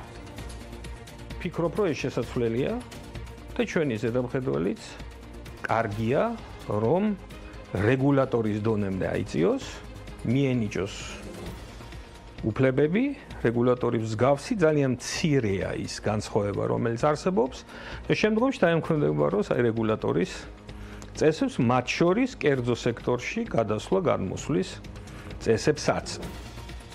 საქართველოსა და სომხეთის საზღვარზე სადახლო ბაგრატაშენის გამშვებ პუნქტზე ახალი ხიდი აშენდება. ხიდის სიმბოლური სახელი მეგობრობის ხიდი იქნება და მას თანაბრად დააფინანსებენ როგორც საქართველოს, ასევე სომხეთის მთავრობები. საავტომობილო გზების დეპარტამენტის ინფორმაციით, პროექტის უშუალოდ განმახორციელებელი კომპანია უკვე გამოვლენილია. ახალი ხიდი მდინარე დებედაზე აშენდება. მშენებლობას საქართველოს და სომხეთის მთავრობების მხარდაჭერით კი ევროპის რეკონსტრუქციისა და განვითარების ბანკი აფინანსებს. ხიდის მშენებლობისათვის EBRD-მა საქართველოს 6 მილიონ ევრომდე გამოუყო. ახალი ხიდის მშენებლობა სადახლოს გამშვები პუნქტის გამტარუნარიანობას გაზრდის. სომხეთის საქართველოს ტურიზმის სტატისტიკაში პირველ ადგილს იკავებს. საქართველოში სომხეთიდან შემოსული ვიზიტორების რაოდენობამ კი 2017 წელს 1.700.000 შეადგინა. 2017 წელს სამთო სამშენებლო ან სხვა სამუშაოების წარმოებისას უსაფრთხოების წესების დარღვევის ბრალდებით სისხლის სამართლებრივი დევნა 38 პირის მიმართ დაიწყო. სტატისტიკას მთავარი პროკურატურა აქვეყნებს. მთავარი პროკურორის მოადგილის გიორგი გაბიტაშვილის ინფორმაციით 38 პირიდან 9 პირის მიმართ დაყენებული ბრალდება ჯანმრთელობის ნაკლებად მძიმე ან მძიმე დაზიანებას გულისხმობდა, ხოლო 29 პირის მიმართ ბრალდება ადამიანის სიცოცხლის მოსპობას ან სხვა მძიმე შედეგს. საქართველოს ბანკის გენერალური დირექტორი კახა კიკნაველიძე ეროვნულ ბანკს კომერციული ბანკებისათვის გამიზნული რეგულაციების გადავადებისაკენ მოუწოდებს. მან ჟურნალისტებთან აღნიშნა, რომ მარეგულირებლის მიერ შემუშავებული ახალი წესების დაზუსტებას და გაანალიზებას მოითხოვს, რასაც გარკვეული დრო სჭირდება. კომერციულ ბანკებს 2018 წლის 7 მაისიდან კრედიტების გაცემა შეეზღუდებათ. ეროვნული ბანკის მოთხოვნის შესაბამისად, მათ სესხები მხოლოდ მომხმარებელთა გადამხდელ უნარიანობის სრულფასოვანი ანალიზის შემდეგ უნდა გასცენ. ასეთი სესხების საერთო თანხა კომერციული ბანკების საზედამხედველო კაპიტალის 25%-ს არ უნდა აღემატებოდეს. დღეს კიდევ მიმდინარეობს კონსულტაციები ეროვნულ ბანკთან და მთავრობასთან დაკონკრეტება ამ ახალი რეგულაციების. რა ჯგუფის მომხმარებლებს შეეხება, რამდენად შეიძლება იყოს, რომ უფრო გრძელ ვადაში მოხდეს აი ამ ახალი სიახლეების დანერგვა და ასე შემდეგ. ერთ-ერთი ფაქტორი, რატო შეიძლება ამას მნიშვნელოვანი გავლენა ჰქონდეს ამ ცვლილებებს საბანკო სექტორზე და მომხმარებელზე არის, რომ ეს ძალიან მოკლე პერიოდში ინერგება და თუ მოხდება ამ პერიოდის დაგრძელება, მე ვფიქრობ, გაცილებით უფრო თანდათან თანმიმდევრულად აისახება ქვეყნის ეკონომიკაზე. საქართველოს ბანკის მხარდაჭერით თბილისში საბანკო სფეროსა და ინოვაციის ფორუმი შედგა, სადაც საფინანსო სექტორის წარმომადგენლებმა საბანკო მომსახურების მომავალზე და გამოწვევებზე იმსჯელეს. ციფრული ტექნოლოგიების განვითარება ქვეყნის საგადახდო სისტემაში ცვლილებები, მომხმარებელთა უფლებები და ინტეგრირებული მომსახურება. ეს გამოწვევების მხოლოდ ნაწილია, რაზეც საფინანსო სექტორის წარმომადგენლებმა ფორუმზე ისაუბრეს.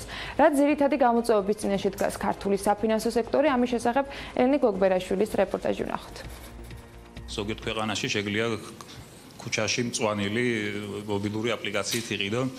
მურთაზ კიკორიას უცხოური გამოცდილება ქართული საბანკო სექტორისთვის საგადასახადო სფეროში არსებულ ერთ-ერთი გამოწვევის მაგალითად მოჰყავს.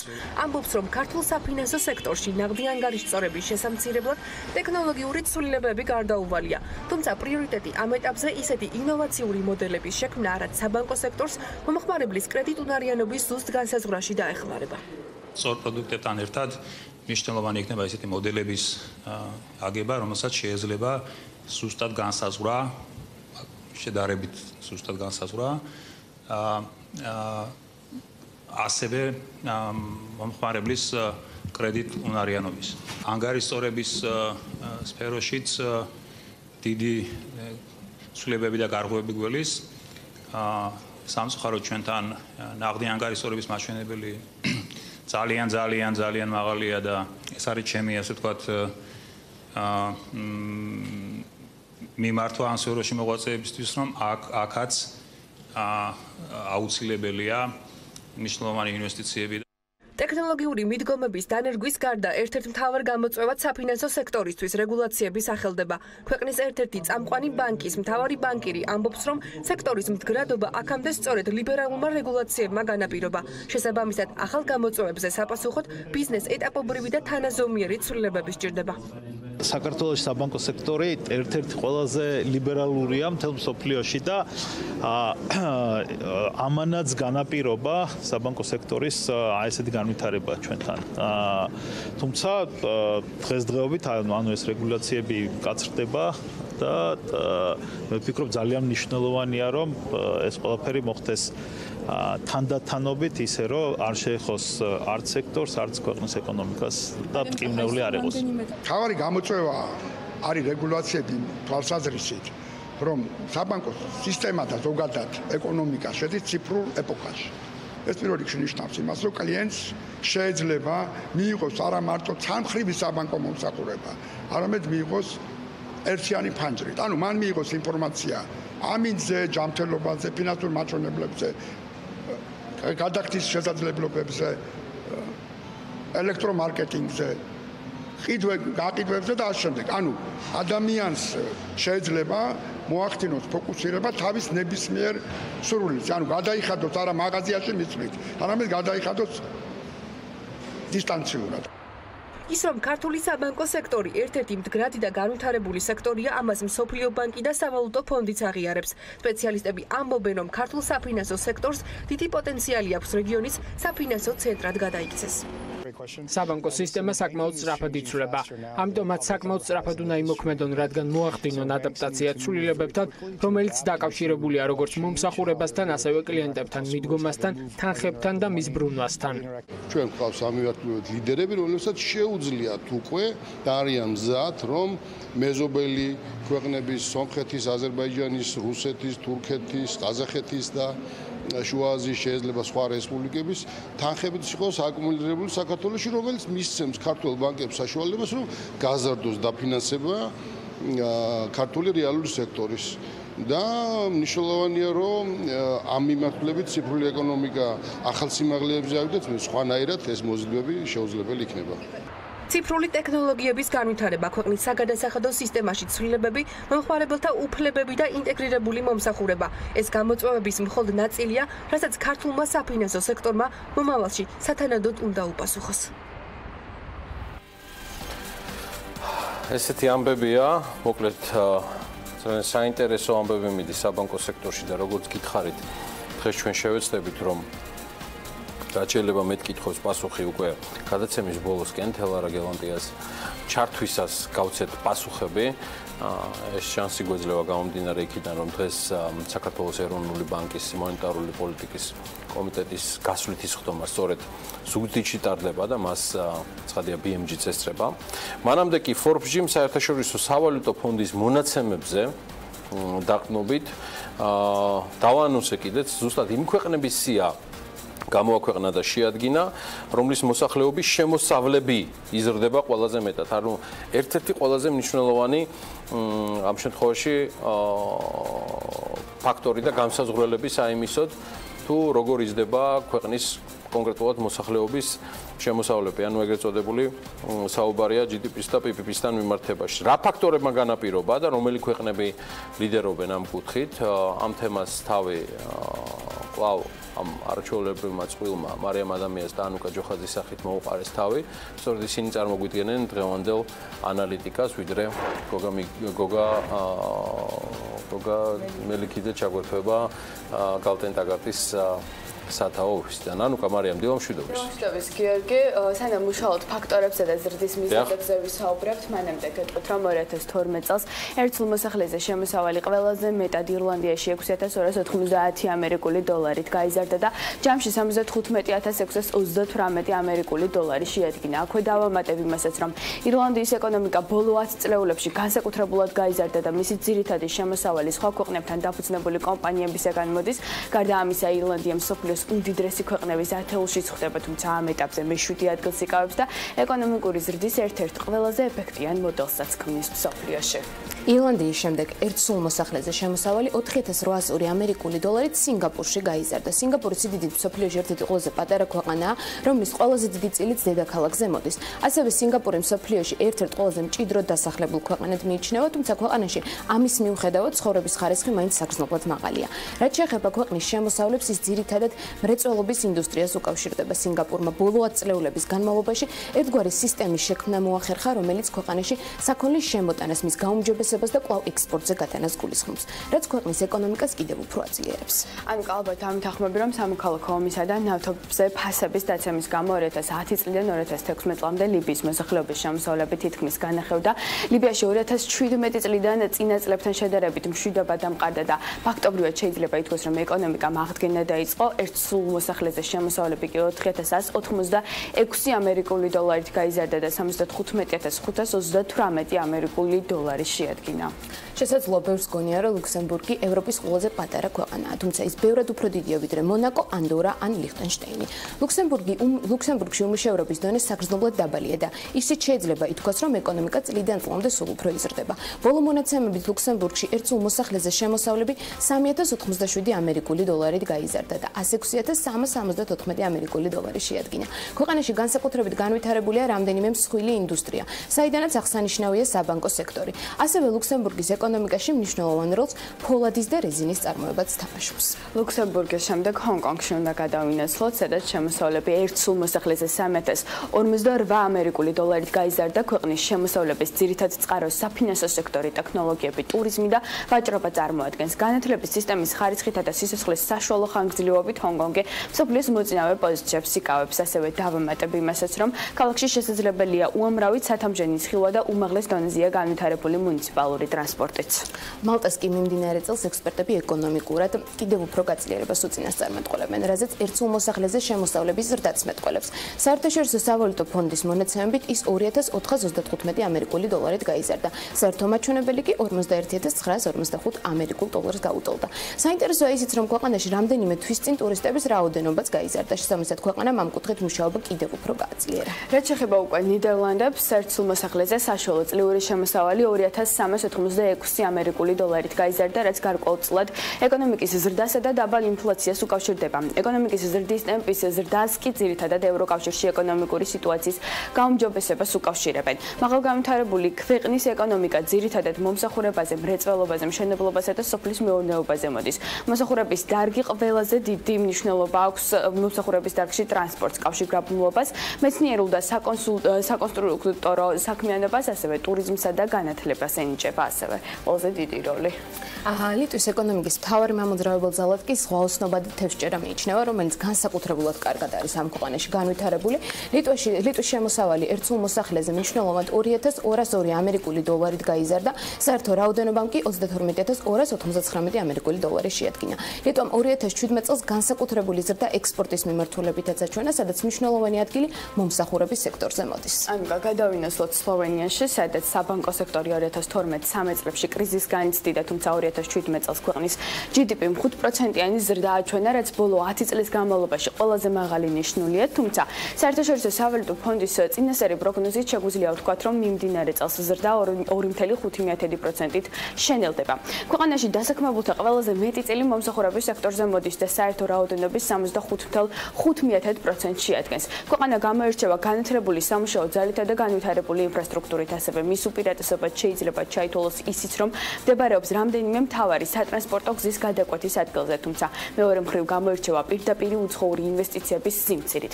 ასევე შემოსავლების ზრდით ტოპ 10 ქვეყნის რეიტინგში ტაივანის დასახელდა, რომლის ეკონომიკა 2017 წელს 2166 ამერიკული დოლარით გაიზარდა. შემოსავლების ზრდით ტოპ 10 ქვეყნიდან თქვენ შეამჩნევდით, რომ 9 მაღალ შემოსავლიანი ქვეყანაა, რაც იმაზე მიანიშნებს, რომ მიუხედავად იმისა, რომ ქვეყნების ეკონომიკა პროცენტულად სწრაფად აღარ იზრდება, ერთ მოსახლეზე რეალური შემოსავალი ამ ქვეყნებში უფრო მეტად გაიზარდა, ვიდრე განვითარებად ქვეყნებში. რაც შეეხება საქართველოს, 2017 წელს ერთ სულ მოსახლეზე შემოსავალი 694 ამერიკული დოლარით გაიზარდა და ის ბოლო მონაცემებით მსოფლიოში 67 ადგილზეა.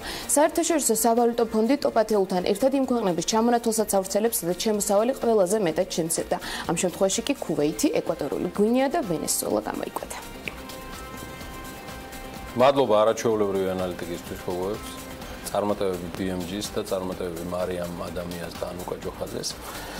და სულ რამდენიმე წამში უკვე მექნება პატივი წარმოგიდგინოთ გოგა მელიქიძე, რომელიც თითქმის უკვე მზად არის საიმისოდ, რომ გალტენ ტაგარტის სათავო ოფისიდან ჩაგვერთოს.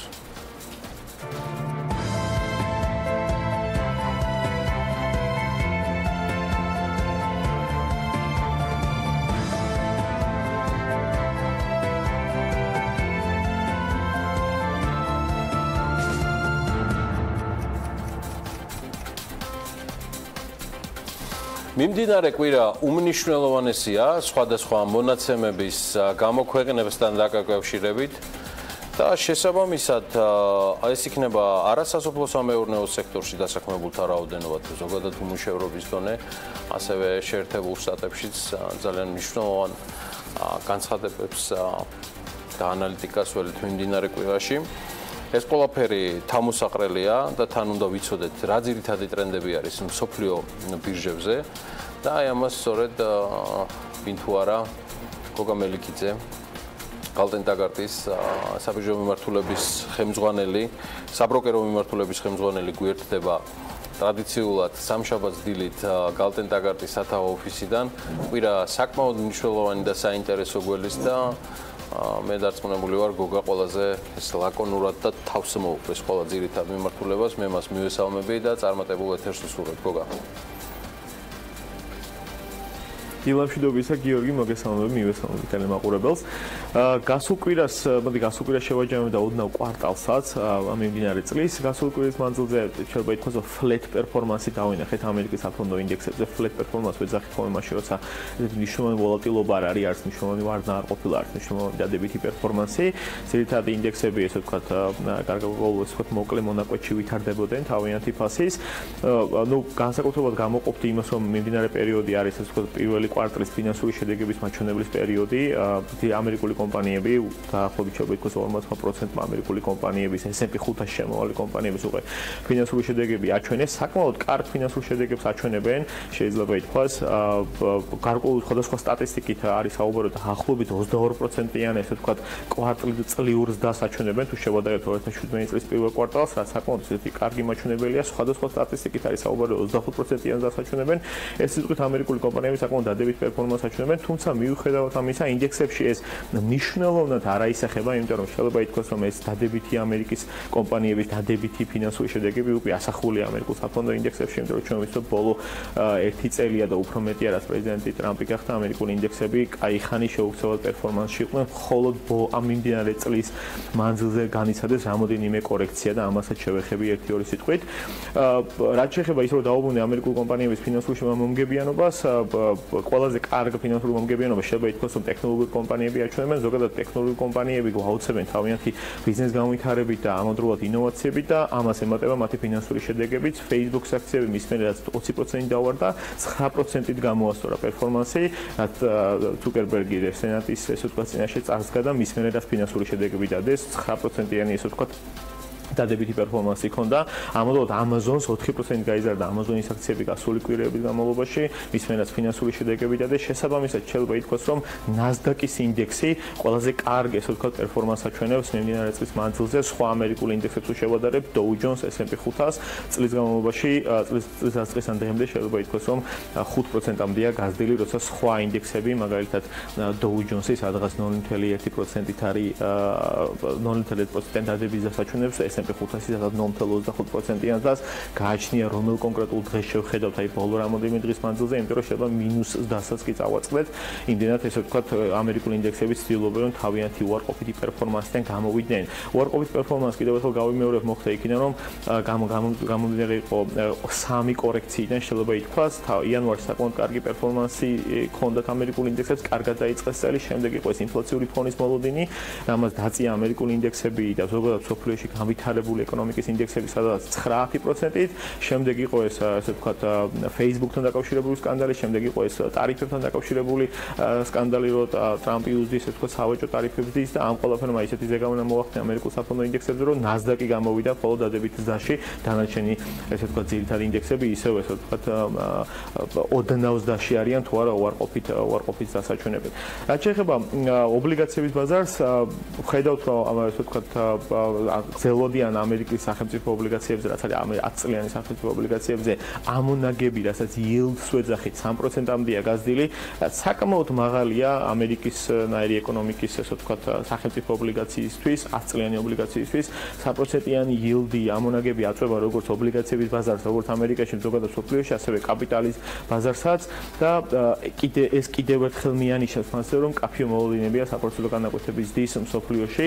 ჩვენ ვიცით, რომ 3 მონეტარული პოლიტიკაა აღნიშნული მიმდინარე წლის მანძილზე ამერიკაში და მოლოდინი რომ 2%-განზე გაიზრდება ფედის მინიმალური საპროცენტო განაკვეთი საკმაოდ მკაფიოა. ეს 3%-იანი yield-ით სწორედად ამაზე მიანიშნებს და ზოგადად სოფლიოში ყველა განვითარებულ ეკონომიკაში და ძირითად განვითარებად ეკონომიკებში საგარეო და საშინაო ვალი საკმაოდ კრიტიკულ ნიშნულზეა გაზრდილი.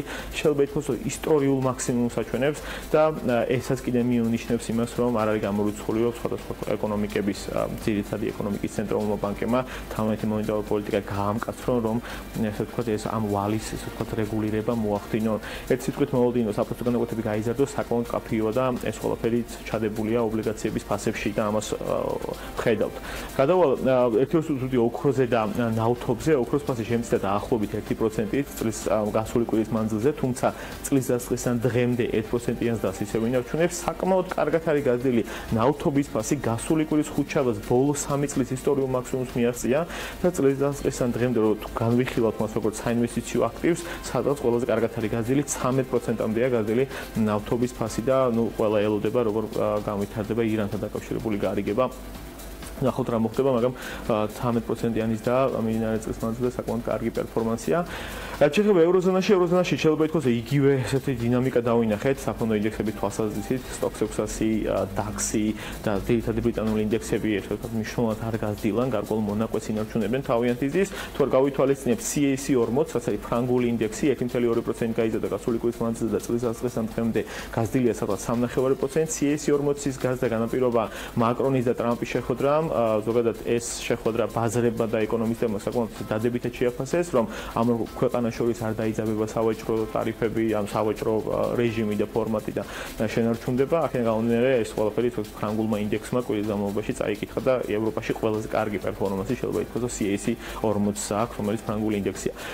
ზოგადად საფრანგეთში ევროზონაშიც იგივე სიტუაცია გვაქვს. 2018 წლის პირველი კვარტალის ფინანსურ შედეგებს აქვეყნებენ ევროპული კომპანიები. ევროპაში საკმაოდ კარგ ფინანსურ მაჩვენებლებს აჩვენებენ, ყოველ შემთხვევაში საკმაოდ დადებით და ესე ვთქვათ დამაჯერებელ ფინანსურ შედეგებს იძლევიან და ეს ყველაფერი აისახება ესე ვთქვათ და შესაბამისად მოლოდინი არის ის, რომ ევროპული საფონდო ინდექსები თავიანთი უარყოფითის დიდან გამოვლენ. ამერიკასთან შედარებით ევროზონის საფონდო ინდექსები უფრო მეტ ესე ვთქვათ კლებას აჩვენებენ წლის მანძილზე, ვიდრე ამერიკული ძირითადი საფონდო ინდექსები. რაც შეეხება ევროზონაში მნიშვნელოვანი მოვლენა იყო ის, რომ გასულ კვირას ევროპის ცენტრალურმა ბანკმა გააკეთა პრესკონფერენცია. მარიო დრაგიმ ცალსახად მიანიშნა იმას, რომ იგი არ ცვლის თავის მიმდინარე მონეტარულ პოლიტიკას და ასევე ისაც მიანიშნა, რომ იგი არაპირებს და ზოგადად რო შეაფასეს ეს კონფერენცია, მარიო დრაგიმ არც ესეთი არანაირი მოლოდინები არ გამოკვეთა ის როგორ გააგრძელებს თავის მონეტარულ პოლიტიკას. მინიმუმ სექტემბრის ბოლომდე შეიძლება ითქვას, რომ ევროპაში ეს მიმდინარე მონეტარული პოლიტიკა დაცვება უცვლელი, რაც ითვალისწინებს ესე ვთქვათ quantitative easing, რომელიც ერთ-ერთი ფორმა მონეტარული პოლიტიკის, როგორც მინიმალურ 3%-ო განაკვეთის გაზრდა, ეს ერთ-ერთი ფორმაა მონეტარული პოლიტიკის და ითვალისწინებს სადაც ევროპის შემთხვევაში 30 მილიარდი ევროს ობლიგაციების გამოსყიდვას თვის მანძილზე და ეს პროცესი მარიო დრაგიმ დაადასტურა, რომ არ იცვლება. რაც შეეხება ბრიტანეთს ვიტყვი ერთო სიტყვას, ბრიტანეთის პირველი კვარტალის მაჩვენებლები გამოვიდა ეკონომიკის 0.1%-იანის და აქ ბოლო 5 წლის მანძილზე ესეთი სუსტი კვარტალი ბრიტანეთს არ ქონია. ამან შეიძლება ითქვას, რომ გააჩინა მოლოდინი მასეთ, რომ ბრიტანეთის ცენტრალური ბანკი არ გაამკაცრებს მონეტარულ პოლიტიკას მიუხედავად იმისა, რომ ქვეყანაში სადღაც 3%-იანი ინფლაციაა და ამან ბუნებრივია დადებითად იმოქმედა ბრიტანულ ინდექსებზე და FTSE 100 და FTSE 250-იც საკმაოდ ესეთი დადებითის და მისცა ამ ინდექსებს, იმიტომ რომ თუ გამკაცდება მონეტარული პოლიტიკა, ეს ააწვება ეკონომიკურ ზრდას და ამ დროს ეკონომიკური ზრდა საკმაოდ შემცირებულია ბრიტანეთში. აქედან გამომდინარე, ამას ესეთი გადაწყვეტილება შესაბამისი, ამიტომაც არის ესეთი გადაწყვეტილება. რაც შეეხება სხვა განვითარებულ სხვა ეკონომიკებს, გადავალ იაპონიაზე. იაპონიაში როგორც იქნა დავინახეთ ცდები, სადღაც იაპონური ინდექსები განვითარებულ ეკონომიკებს თუ შევადარებთ ამერიკას, ევროზონას და იაპონიას ყველაზე მეტად არიან შემცირებული. წლის განმავლობაში სადღაც 3%-მდე არიან შემცირებული, თუმცა გასული კვირის მანძილზე როგორც იქნა დავინახეთ და 1.4-1.5% გაიზარდა ნიკეი 225 და ძირითადი იაპონური ინდექსები, რაც საკმაოდ კარგია და მისასალმებელია. იაპონიის ცენტრალურმა ბანკმა ცალსახად მიანიშნა მასზე, რომ ის არ აპირებს მონეტარული პოლიტიკის შეცვლას. მათი მოკლებადიანი საპროცენტო განაკვეთი -0.1%-ია და გრძელვადიანი საპროცენტო განაკვეთი 0%-ია და კიდევ ერთხელ მიანიშნა ის, რომ ქვეყანაში ინფლაციური ფონი 2%-ზე ბევრად დაბლა, შესაბამისად მონეტარული პოლიტიკა არ გამკაცდება და არაფერი არ შეიცვლება და სწორედ ესეთმა შერბირებულმა მონეტარულმა პოლიტიკამ იაპონიის ეკონომიკას ბოლო 9 კვარტალი შეუქცევადი ეკონომიკურის და მისცა. რაც შეეხება ჩინეთსა და ამერიკას შორის სავაჭრო ტარიფების დაძაბულობა და სავაჭრო ფორმატის დაძაბულობასთან დაკავშირებით ისევ ესეთი ეკონომისტები და მაკროეკონომისტები ამასთან დაკავშირებით ისევ ნერვიულობენ, იმიტომ რომ შეიძლება ითქვას, რომ 2018 წლის მთავარი გამოწვევა ეკონომიკის, სოფლიო ეკონომიკის დისთვის იქნება ჩინეთს და ამერიკას შორის სავაჭრო ომი, თუ შეიძლება ასე უწოდოთ, გასუპირას იყო საერთაშორისო მონეტარული ფონდის შეხვედრა და იქაც იყო ამაზე საუბარი, თითქოს ერთის მხრივ საუბარია მასეთ, რომ ამ ეკონომიკას შორის არ დაიძაბება საგარეო ვაჭრობა, თუმცა მეორე მხრივ არიან ეკონომისტები, რომლებიც იზახიან, რომ ასე ვთქვათ, არაფერი გამორიცხული არ არის, ზოგადად სოფლიოს განვითარება, სოფლიოს ესე ვთქვათ, ეკონომიკების და IMF-მა 3.9% დააპროგნოზა 2018 წელში, ეს არის ყველაზე მაღალი მაჩვენებელი ბოლო 6 წელს თუ გადავხედავთ, შარშან ასე ვთქვათ, ფაქტობრივი და იყო 3.8% და იზახიან მაკროეკონომისტები IMF-ში, რომ თუ ჩინეთსა და ამერიკას შორის დაიძაბება როგორც ორ ყველაზე მსხვილ და დიდ ეკონომიკას შორის საგარეო ვაჭრობა, ეს ზრდის, ასე ვთქვათ, ეს მაჩვენებელი კითხვის ნიშნქვეშ დადგება ბუნებრივია. რაც შეეხება სხვა განვითარებად ეკონომიკებს, მის მერე რაც ეს ვთქვათ, სამხრეთ კორეის პრეზიდენტი და ჩრდილოეთ კორეის ლიდერი ერთმანეთს შეხვდნენ, ამას სამხრეთ კორეის ინდექსებზე საკმაოდ კარგი ზეგავლენა ჰქონდა, კოსპი ინდექსი არსებობს ესეთი სამხრეთ კორეაში და საკმაოდ კარგად გაიზარდა, კარგი პერფორმანსი ჰქონდა. ზოგადად განვითარებადი ეკონომიკების ინდექსი 0.1%-ით შემცირდა კვირის განმავლობაში და განვითარებადი ეკონომიკების ინდექსიც, იმ ინდექსს, რომელსაც ჩვენ უყურებთ, ეს არის მორგან სტენლის ინდექსიც, უარყოფით ზრდაში გადავიდა გასული კვირის მანძილზე 0.1%-ით, იმ დროს, როდესაც ერთ-ერთი ყველაზე ვთქვათ, კარგად მზარდი ინდექსი იყო მიმდინარე წლის მანძილზე. მადლობა გოგას, მადლობა გოგა მელიქიძეს, ჩვენს პარტნიორს, ჩვენს ანაწამყვანს. ძალიან საინტერესო ანალიტიკისთვის, რომელსაც იგი ყოველ სამშაბათს გვთავაზობს. მადლობა გალტენტაგარს თანამშრომლობის. სხვათა შორის გოგა მელიქიძის და მისი კოლეგების ნახვის საშუალება დღეს ნამდვილად მექნება. ხვალ ძალიან მასშტაბური ღონისძიება ეწყობა გალტენტაგარტის ორგანიზებით, რომელიც მთლიანად ტურიზმის სფეროს განვითარებას მიეძღვნება და მე მაქვს პატივი ჩვენს პარტნიორებთან ერთად ვიყო ამ ღონისძიების მოდერატორი, ასე რომ ჩემო გოგა სულ რამდენიმე საათში გვექნება ბედნიერება ერთმანეთის ხილვისა. მანამდე კი წარმატებულ დღეს გისურვებ. ჩვენ კი გავიდეთ რეკლამაზე და სულ მალე რამდენიმე წუთში დაგიბრუნდებით.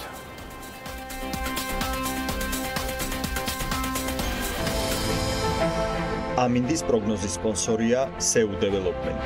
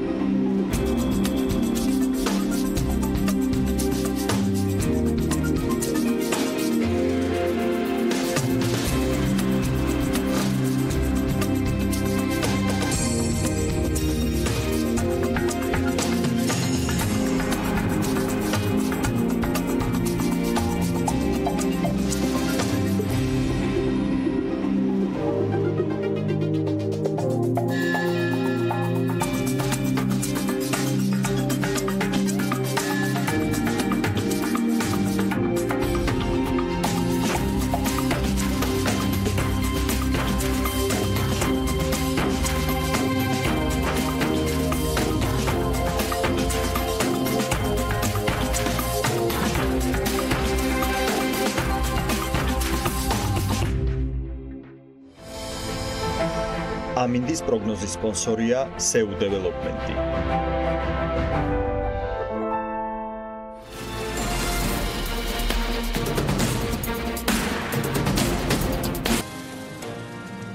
ქნიკი ამაზონის რჩეული გახდა და როგორც კომპანიის დამფუძნებლები ამბობენ, ამის მიზეზი თავად კომპანიის სანდოობა და პროდუქტის მაღალ რეიტინგულობა გახდა. ქნიკი ეგრეთ წოდებული ჭკვიანი ბეჭედია. ამაზონის საშუალებით ის გასული წლის დეკემბრიდან იყიდება, რაც დღესდღეობით ამაზონის მომხმარებლებისათვის საკმაოდ პოპულარულ პროდუქტს ხდის. კობაც ერთვაძეს ქნიკის თანადამფუძნებელს მას ვიზლობთ საქმიანი დილაში და ყველა სიახლის შესახებ სწორედ ის ჩაგვაყენებს ახლა საქმის გულში კობა დილამშვიდობის მადლობა სწორობისთვის. მოდი ჯერ იმით დავიწყოთ, რას ნიშნავს ახალი სტატუსი როგორც ამაზონზე სერვერებისათვის თქვენთვის. პირველ რიგში დიდი მადლობა მოწვევისთვის. ამაზონის სტატუსი, ასე ვთქვათ, ამაზონის რჩეული ძალიან მნიშვნელოვანი არის ჩვენთვის, გამომდინარე იქიდან, რომ მომხმარებლის კუთხით ძალიან იზრდება სანდოობა ჩვენი პროდუქტის და ეს სტატუსი გამოგვარჩევს, ასე ვთქვათ, არსებული კონკურენტებისგან, რომელიც ბაზარზე გვხდება. და ნუ რას პირველი შეთავაზება ხდება, უფრო მარტივად ხდება, ყიდვა არ ჭირდება თქვა დამატებითი გადასახადი, როგორც ეს ზოგიერთი პროდუქტი შეძენა შეერთო, აი რა ბენეფიტს იღებს მომხმარებელი ამ შემთხვევაში? თავარი, რამაც განსაზღვრა ჩვენი პროდუქტის ასეთი ასე ვთქვათ წარმატება, გამოიწვია მომხმარებლის მაღალმა ინტერესმა და რეიტინგმა. საბოლოოდ მივიღეთ ის შედეგი, რომ Amazon-მა აირჩია ჩვენი პროდუქტი როგორც თავის რჩეული და მომხმარებლებს თავაზობს დაუყოვნებლივ მომენტარულ შიპინგს. გარდა ამისა, ეს არის გარანტია იმისა, რომ პროდუქტი არის ხარისხიანი და ასე ვთქვათ, მომხმარებლებს აძლევს დამატებით სტიმულს, რომ პროდუქტი ნამდვილად სანდოა და შეუძლიათ გამოიყენოს. ერთადერთი ამის გამოსასყრელი იყო ის, რომ თავად მომხმარებელი იყო ამ შემთხვევაში აქტიური თქვენი ბეჭდის მიმართ, როდესაც ინტერესს გამოხატავდნენ ამ ახალ თქვათ სტატუსზე გადასასვლელად? რა თქმა უნდა, ამ შემთხვევაში ძალიან მნიშვნელოვანი იყო მომხმარებლის ინტერესი კონკრეტული პროდუქტის მიმართ და გამომდინარე აქედან ზუსტად შემდეგი ნაბიჯი იყო ის, რომ Amazon-მა მომხმარებელს შესთავაზა ასე ვთქვათ საკუთარი რეკომენდაცია მიცეს კონკრეტულ პროდუქტს. და რას უწევს ხო? რას უწევს დღეს რეკომენდაციას Amazon-ი? რა ეტაპზე არის ქნიკი? კნიკი ვითარდება და ასე ვთქვათ ძალიან სწრაფად იზრდება. ამ ეტაპზე amazon.com-ზე გვაქვს განთავსებული პროდუქტი, რაც ფარავს ძირითადად ამერიკას და ასევე გლობალურ ბაზარს და Amazon-ი ჩვენ თავაზობთ Amazon-ის მეშვეობით ორდღიან შიპინგს, ჩვეულებრივ მომხმარებელს, ასე ვთქვათ Amazon Prime-ს და Amazon-ის რჩეულმა, ასე ვთქვათ Amazon Choice-ი მოგცა შესაძლებლობა ასე დაუყოვნებლივი მომენტალური შიპინგი შევთავაზოთ მომხმარებლებს, პლუს მაღალი ნდობის რეიტინგებით. როგორ ხდება ძალიან ბევრს დაინტერესებს ყობა ესეთი მიმართულება. Amazon-ში უფრო მეტ ინტეგრირება ძალიან ბევრი ცდილობს საქართველოშიც და რაღაც პროცედურები რომ მოგვიყვეთ, ანუ რას გულისხმობ, ვიდრე მოხდებოდა ქნიკის აღიარება როგორც რჩეული Amazon იყო წინარე რაიმე ტიპის კომუნიკაცია Amazon-ის მხრიდან, ანუ მოიწერეს, გაგაგებინეს, რომ თქვენი პროდუქტი ხდებოდა რჩეული, თუ აი რა ტიპის კომუნიკაციასთან არის წინასწარ საქმე, თუ უბრალოდ გახსენით კომპიუტერი და უბრალოდ ფაქტის წინაშე დადექით ერთჩვენიერ დღეს, რომ ქნიკი არის Amazon-ის ნომერ პირველი კომპანიის მსოფლიოში რჩეული. თავდაპირველად, როდესაც გადავწყვეტეთ პროდუქტის განთავსება Amazon-ზე, მქონდა ძალიან ბევრი სირთულე, გამომდინარე იქიდან, რომ საქართველოსდან რთულია Amazon-ზე პროდუქტის განთავსება, მით უმეტეს მომხმარებლებს მსოფლიოს ნებისმიერ კუთხეში შესთავაზა ორდღიანი მიწოდება. პირველი სირთულე, რასაც წავაწყდით, იყო ელემენტარულად ის, რომ ჩვენ არ შეგვეძლო ქართული ბანკის გამოყენება Amazon-ზე და შესაბამისად მოგვიწია ამერიკის შეერთებულ შტატებში ბანკის ანგარიშის გახსნა. ეს საკმაოდ შრომატევა და დიდი დრო წაიღო. შემდეგ უკვე შევძელეთ ორთვიანი მუშაობის შემდეგ განვათავსეთ პროდუქტი დეკემბერში. ამ პერიოდის განმავლობაში ძალიან გაგვიჭირდა მომხმარებლებთან კომუნიკაცია საერთაშორისო ბაზარზე, გამომდინარე იქიდან, რომ რესურსები შეზღუდულია. ყავდა ასევე ამ პერიოდში ძალიან ბევრი უკმაყოფილო მომხმარებლებიც და მინდა აღვნიშნო, რომ ჩვენთვის ძალიან ძვირფასი არის ზუსტად უკმაყოფილო მოხმარებელი, ისევე როგორც კმაყოფილი გამომდინარე იქიდან, რომ ზუსტად მათმა განსაზღვრეს კნიკის მომავალი და ასევე ისინი განსაზღვრეს რამ შეცვალა ამ რჩეულობამ Amazon-ის სუსტ ბიზნეს პროცესებში. ჩვენ გამომდინარე იქიდან, რომ მივიღეთ მოხმარებლის, ასე ვთქვათ, უკავშირი პროდუქტზე, დავიწყეთ აქტიური მუშაობა პრობლემის მოსაგვარებლად. მაქსიმალურად მივაწოდეთ მოხმარებელს ყველა საჭირო ინფორმაცია და ვცდილობდით ასე რომ ნებისმიერი თუნდაც უმნიშვნელო პრობლემა გადაგვეჭრა მოხმარებლისთვის. ყოველი ამ გამოიწვია ის რომ შემდეგ ინტერესი გაიზარდა პროდუქტის მიმართ და მოხდა ის რომ კონკრეტულად Amazon-ის ჯგუფმა გადაწყვიტა გვაქვს ჩვენ თითქმის ყოველდღიური ურთიერთობა მათთან გადაწყვიტა რომ კნიკი გამხდარიყო Amazon-ის რჩეული ასე ვთქვათ გამომდინარე წინა მოსამზადებელი პერიოდებით. ბოლო კითხვა რაც ალბათ ყველაზე მეტად აინტერესებს მაყურებელს მე და ანას რომ დავანებოთ თავი არის კნიკის ყველაზე ასე ვთქვათ პოპულარული გავრცელებადი და ასე ვთქვათ აქტიური სერვისები, აი ძირითადად კნიკს ქართველი და უცხოელი მოხმარებლები, მაგრამ მე მაინც მაინტერესებს ქართველი მოხმარებლები რაში იყენებენ, სტატისტიკა რა არის კნიკის. ამ ეტაპზე ჩვენ ზოგადად სოფლიოს მასშტაბით ვყიდით პროდუქტს, თუმცა ძირითადი მოხმარებლები დაახლოებით 60% მოდის ამერიკის შეერთებულ შტატებზე. ძირითადი გამოყენებადი ფუნქციები გახლავთ როგორც საშვი, იყენებენ როგორც ორგანიზაციის საშვად, ასევე აქვს საკუთარ სახლში გამოიყენებენ საშვად და შემდეგ მეორე გავრცელებული ფუნქცია გახლავთ ის რომ შესაძლებელი ინფორმაციის გაზიარება smartphone-ის მეშვეობით, კნიკის აპლიკაცია ხელმისაწვდომია Android-ისთვის და მის მეშვეობით შესაძლებელია სხვადასხვა ინფორმაციის ჩაწერა, ფაილების ასევე მიმაგრება ბეჭედზე და გაზიარება smartphone-ზე. საქართველოში საშვი ალბათ? დიახ. საქართველოში 1 წლის წინ დავიწყეთ გაყიდვა.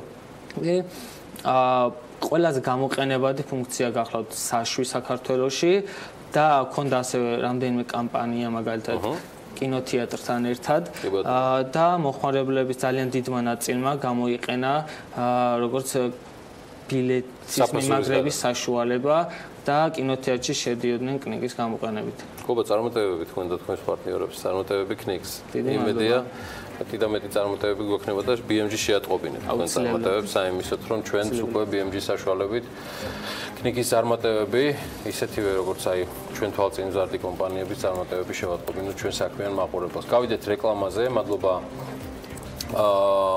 მადლობა სტუმრობისთვის კნიკის თანადამფუძნებელს კობაც ერცვაძეს. ეხლა კი სიუჟეტზე უნდა გადავიდეთ, რომელიც მე ვატყობ რომ არის ასევე ნინო უგურაშვილის მოძებნა. ნინო ცოტა მოგვიანებით შემოგვერდება და გააგრძელოს პრინციპში ცოტა განსხვავებული კუთხით თემას, თუმცა დღეს უნდა ვისაუბროთ თბილისი გარდენსის მშენებლობაზე, რომელიც დასრულებულია. პრემიუმ კლასის მრავალფუნქციური საცხოვრებელი კომპლექსი 29 სართულიანი და ის თბილისის ცენტრში ასათიანის ქუჩაზე მდებარეობს. 4 ჰექტარზე გაშენებული მწვანე ეზოთი საცურაო აუზით, ბავშვთა გასართობი ცენტრით, ბიზნეს ლაუნჯით და სხვადასხვა პირობებით ახალ მობინადრეებს უკვე ელოდებათ სრულად დასრულებული პროექტი. თბილისი გარდენსის მშენებლობის საინვესტიციო ღირებულება არც მეტი არც ნაკლები 30 მილიონი ამერიკული დოლარი გახლავთ. იდეა რომ დატვირთულ ქალაქში შექმნილიყო ადგილი, სადაც სრულყოფილი ცხოვრებით დატკბობას შეძლებდი, განხორციელდა. მყუდრო სახლი პარკის შუაგულში, ანუ თბილისი გარდენსის მშენებლობა დასრულებულია. ჩვენ ქალაქს კიდევ ერთი ძალიან მნიშვნელოვანი საცხოვრებელი კომპლექსი შეემატა, ეს არის თბილისი გარდენსი, სადაც ჩვენ ახლა დღეს ვიმყოფებით. კიდევ ერთი ძალიან კარგი მაგალითი არის სახელმწიფოს და კერძო სექტორს შორის თანამშრომლობის და ჩვენ ვხედავთ, რომ კომპლექსი ნამდვილად ქმნის ყველა პირობას იმისათვის, რომ ადამიანმა იცხოვროს მწვანე გარემოში და ამავე დროს მიიღოს ყველა ის აუცილებელი და აუცილებელზე ცოტა მეტი პირობა, რომელიც საცხოვრებლად არის საჭირო.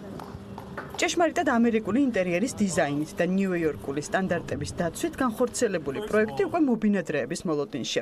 იმისთვის, რომ შენს საცხოვრებელ ადგილად თბილისი გარდენსი ამოირჩიო, მიზეზი ამ ადამიანებისთვის ბევრი არსებობს. მიზეზი იმისა, რომ ჩვენ ამოვირჩიეთ მაინდა-მაინც ეს ადგილი და ეს შენობა, იმისათვის, რომ ჩვენი შემდგომი ცხოვრება გაგვეტარებინა აქ, იყო პირველ რიგში ადგილი, მეორე იყო თვითონ корпуსის ხარისხი, აშენების ხარისხი და სიმაგრე, მესამე იყო გარშემო არსებული სიმწვანე, რეკრეაციული ზონა, შემდეგი იყო თვითონ ბინის დიზაინი და ოთახების განლაგება, ფართობი, ძალიან ოპტიმალურია ყველაფერი.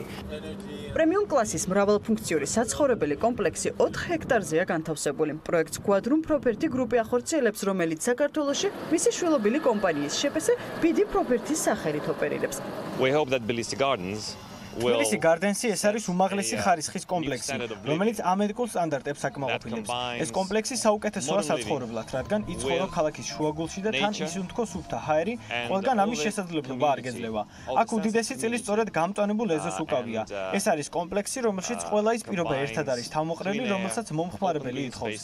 ბავშვთა გასართობი ცენტრი, საცურაო აუზი თუ ბიზნეს ლაუნჯი. ეს არის ამერიკული სტანდარტი, რაც უმაღლეს ხარისხს გულისხმობს. თბილისი გარდენსის საცხოვრებელი კომპლექსი 29 სართულისაგან შედგება და აერთიანებს საცურაო აუზს, სავარჯიშო დარბაზს, ბიზნეს ლაუნჯს, ლობის, ბავშვთა გასართობს, სივრცეს და პარკს. თბილისი გარდენსის არქიტექტურულ პროექტზე ებრაულმა კომპანია MYS-მა იმუშავა, ხოლო ინტერიერი ცნობილ ამერიკელ ინტერიერის ვისენტ ვულფს ეკუთვნის. პროექტის საინვესტიციო ღირებულება პირველ ეტაპზე 30 მილიონ ამერიკულ დოლარს შეადგენს.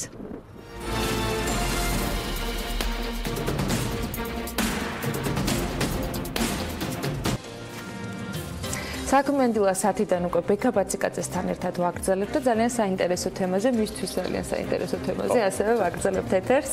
მომსახურების მაღალი დონე, პროფესიონალ ექიმთა ჯგუფი, ინოვაციური ტექნოლოგიების დანერქვა და მუდმივი სწრაფვა სრულყოფისაკენ. ასე იცნობენ კლინიკა Pirveli International-ს, რომელიც უკვე 14 წელია თმის გადანერგვის სფეროში წარმატებულ საქმიანობას ეწევა. კომპანიამ სულ ცოტა ხნის წინ გრძელი თმის გადანერგვის სერვისიც დანერგა. დეტალები ჯერ ჩვენს სიუჟეტში ვნახოთ, შემდეგ უკვე სტუმრებთან ერთად გავაგრძელებთ საუბარს. კლინიკა Pirveli International თმის გადანერგვის სფეროში მსოფლიოში არსებული მოწინავე ტექნოლოგიების დანერგვას აგრძელებს. ამჯერად კლინიკა პაციენტებს გრძელი თმის გადანერგვის სერვისს თავაზობს, რომელიც თმის აღდგენითი ქირურგიის გზაზე ერთ-ერთი წინგადადგმული ნაბიჯია. კლინიკაში გრძელი თმის გადანერგვას ყოველგვარი განაკვეთებისა და ნაწიბურების გარეშე ახორციელებენ, რაც პაციენტს საშუალებას აძლევს ჩვეულ ცხოვრებას მეორე დღიდან დაუბრუნდეს.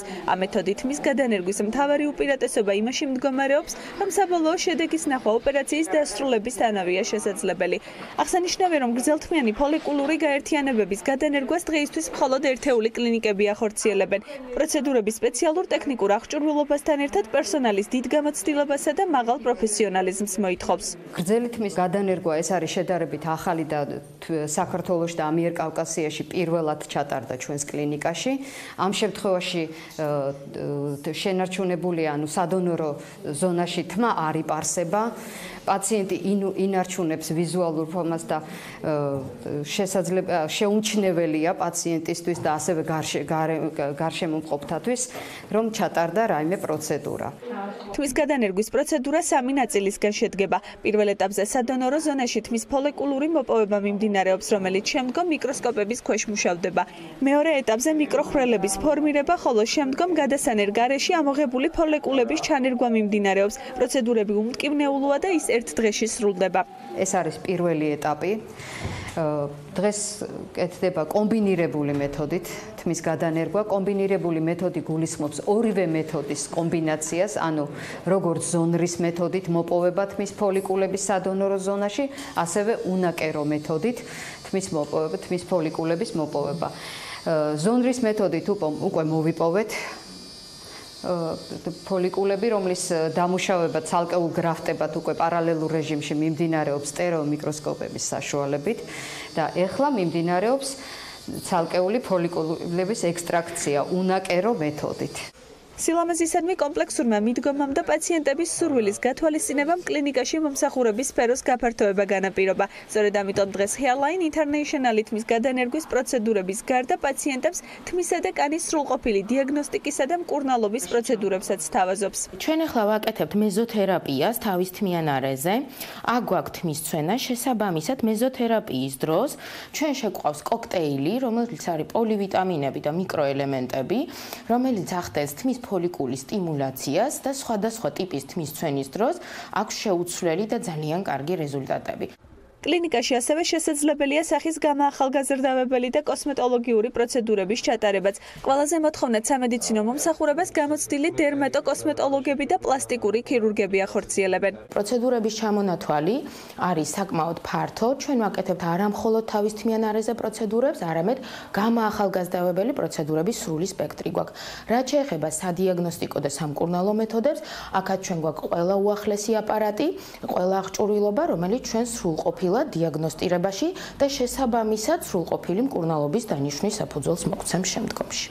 იმ ფაქტს, რომ კლინიკა პაციენტებს უმაღლესი ხარისხის მომსახურებას თავაზობს, არაერთი ჯილდო და აღიარება ადასტურებს. ამ მხრივ ბოლო წარმატება Hairline-მა რამდენიმე დღის წინ გამართულ ოქროს ბრენდის დაჯილდოებაზეც მიიღო. წლის ყველაზე მასშტაბურ ბიზნეს დაჯილდოებაზე, რომელიც წელს მე-14-ით გაიმართა, კლინიკა ოქროს ბრენდით დაჯილდოვდა.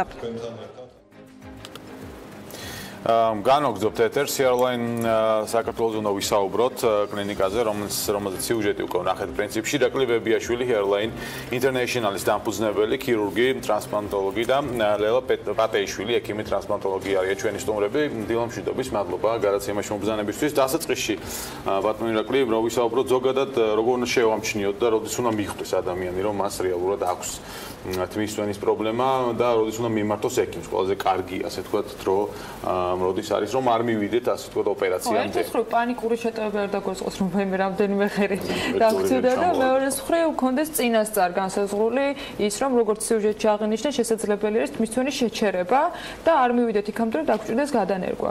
სად გადის ეს ზღვარი, როგორ უნდა მიხვდეს ადამიანი? პირველ რიგში მოგესალმებით. ნამდვილად არ არის რთული აი ამაში გარკვევა როდის უნდა მივიდეს პაციენტი ექიმთან თმის სვენის შემთხვევაში. მით უმეტეს თავზე თმის სვენა ძალიან მტკივნეული ადამიანისთვის ყოველთვის სახეზეა და როდესაც ვიზუალური შედეგი იცვლება, როდესაც ადამიანი უყურებს თავის თავს და რაღაც განსხვავებას ატყობს, ეს არ არის იმის საფუძველი, რომ აუცილებლად ექიმთან მივიდეს. ობიექტურ მონაცემებზე დაყრდნობა მდგომარეობს იმაში, რომ თმის დაბანის დროს, თავის დაბანის დროს ჭარბი რაოდენობით თმის სვენა არის უკვე პირველი სიმპტომი თმის სვენის, მომატებული ცხიმიანობა, ეს არის პირველი სიმპტომი და ვიზუალურად თმის გათხელება. აი ეს სამი კომპლექსურად, ეს ტრიადა შეიძლება ვთქვათ, რომ არის იმის მიზეზი, საფუძველი, რომლის შემდეგაც ადამიანმა უნდა იფიქროს, რომ რაღაც პრობლემა აქვს. შეიძლება თუ არა მკურნალობით ამ პროცესში შეჩერება. აი მე გამიგონია, რომ ანუ მემკვიდრეობითია გენეტიკურია და გენეტიკურია და შემდეგ ანუ შეიძლება თუ არა ამ პროცესში შეჩერება მკურნალობით. კი ბატონო, ქალბატონო ველაგი პასუხებთ. მოგესალმებით. რა თქმა უნდა, ამ პროცესში შეჩერება შეიძლება, თუმცა თუ პროცესი გენეტიკურია, როგორც თქვენ ბრძანეთ, მუდმივად სჭირდება მხარდაჭერა და მუდმივი მკურნალობა, იმიტომ რომ გენეტიკური ფაქტორი, რა თქმა უნდა, ეს ესეთი ფაქტორია, რომელსაც ვერანაირად ჯერჯერობით ყოველ შემთხვევაში მის ჩამოსურება ვერ ხდება. რაც შეეხება არაგენეტიკურ თმის სვენას, ანუ საუბარია დიფუზურ ალოპეციაზე და ბუდობრივ ალოპეციაზე, ეს არის იმ ტიპის ალოპეცია, ანუ თმის სვენა, რომელიც გარკვეულწილად კარგად ექვემდებარება, ყოველ შემთხვევაში დიფუზური ალოპეცია კარგად ექვემდებარება მკურნალობას და გვაქვს კარგი შედეგებიც ამავე დროს ბუდობრივი αλოპეციის მკურნალობაში. ამ სპეციალური ალბათ ანალიზები კეთდება, რა მიზეზი აქვს თმის სვენის? რა თქმა უნდა, არსებობს თმის სვენის რამოდენიმე ტიპი, ხდება თმის სვენის დიაგნოსტიკა, აუცილებლად მისი მკურნალობა, პრევენციაც, როგორც თქვენ ბრძანეთ და მკურნალობის მეთოდები განსხვავებულია სხვადასხვა ტიპის ალოპეციის შემთხვევაში. გარკვეულწილად ის აბსოლუტურად განსხვავებულია თქვა ანდროგენეტიკური, ანუ გენეტიკური, როგორც თქვენ ბრძანეთ თმის სვენის დროს და სულ სხვანაირია, როდესაც არის ბუდობრივი ტიპის ალოპეცია და როდესაც არის დიფუზური ალოპეცია. არის და რამდენ პროცენტში ხდება, რამდენ პროცენტში არის შედეგიანი წინასწარი მკურნალობა თმის სვენის ამ შემთხვევაში? 70%-ში გენეტიკური შემთხვევაში კარგად ექვემდებარება მკურნალობას. აი რამდენ ხანში ერთხელ ჭირდება მას თქვათ დახმარება იმისათვის, რომ არ გაგრძელდეს თმის სვენის პროცესი. იცით რა არის, როდესაც ანდროგენეტიკური ალოპეცია არის, როგორც წესი, აი ეს თმის სვენის ტალღები აქვს, ანუ პაციენტს გამოხატული, შეიძლება იყოს პერიოდი, როდესაც პაციენტი აღნიშნავს, რომ ამ წუთას თმა არ სცვივა და არის პერიოდი, როდესაც თმის სვენა ძალიან მოჭარბებულია. აი ამ მოჭარბებული თმის სვენის შემთხვევაში უფრო დამატებით სჭირდება უფრო მეტი ვთქვათ მკურნალობითი მეთოდების ჩართვა, ვიდრე ვთქვათ სხვა პერიოდში. თუმცა როგორც წესი, ანდროგენეტიკური ალოპეციის შემთხვევაში, თმის თვენის შემთხვევაში, მკურნალობა უნდა იყოს მუდმივი, იმის მიხედვით, რამდენად მაღალი ხარისხის თმის თვენა აღინიშნება ადამიანის გენეტიკაში. ისიან წლების განმავლობაში გაზრდილია თუ რა წინასწარს მომართვა და მკურნალობის მოთხოვნა პაციენტების მხრიდან. დიახ, რა თქმა უნდა, ბევრად მომატებულია, იმიტომ რომ უკეთეს მეთოდებს თავაზობთ პაციენტებს, გვაქვს უფრო კარგი ტექნოლოგია დიაგნოსტიკაში საუკეთესო და ამავე დროს მკურნალობის საუკეთესო მეთოდები. ამ ეტაპამდეც და თუ მაინც გაგვეპარა თმის თვენის თქვათ დასაწყისი, ან არ დაექვემდებარა მკურნალობას და ეს გენეტიკა მაინც იმარჯვა ამ შემთხვევაში და გაცვლით მა ადამიანს რა მეთოდები არსებობს. ჩემთვის ახლა იყო გრძელი თმის გადანერგვა, იმიტომ რომ რეკლამის დროს ჩვენ საუბრობდით რომ გადანერგვის შემდეგ ჭირდება რაღაცა პერიოდი იმისათვის თმას რომ გაიზარდოს. რა ეტაპებს გადიან ადამიანები, რომლებსაც თმის გადანერგვა აქვთ გადაწყვეტილი და რამდენად შესაძლებელი არის თუნდაც ისეთი პროფესიული თქვა საქმიანობისას, რომელიც ვიზუალურად თქვა წესრიგში ყოფნას მოითხოვს თმის გადანერგვა ისე რომ არ შეეშალოთ თქვა ურთიერთობა რაღაცა სამსახურში ადამიანებთან. პირველ რიგში ვიტყვი რომ თმის გადანერგვა საქართველოში შესაძლებელი გახდა ეს სფერო დაამკვიდრა ბატონმა თამაზ თამაზაშვილმა, რომლის დამსახურებაც არის არა მარტო საქართველოში, არამედ მთლიანად ამიერკავკასიაშიც და დღიდან დაარსებისა თავიდანვე მაღალი უმაღლესი სტანდარტებით ხორციელდებოდა გადანერგვა და ამ მიმართულების განვითარება საქართველოში. ახლა პირდაპირ კონკრეტულად რო ვპასუხოთ, დღევანდელ დღეს უკვე აბსოლუტურად არავისთვის აღარ არის სადავო, რომ თმის გადანერგვა არის უკვე შორს წასული თმის თვენის შემთხვევაში მკურნალობის ერთ-ერთი მეთოდი, საუკეთესო მეთოდი და გადანერგილი თმა მუდმივად იზრდება, არასოდეს არ ცვივა.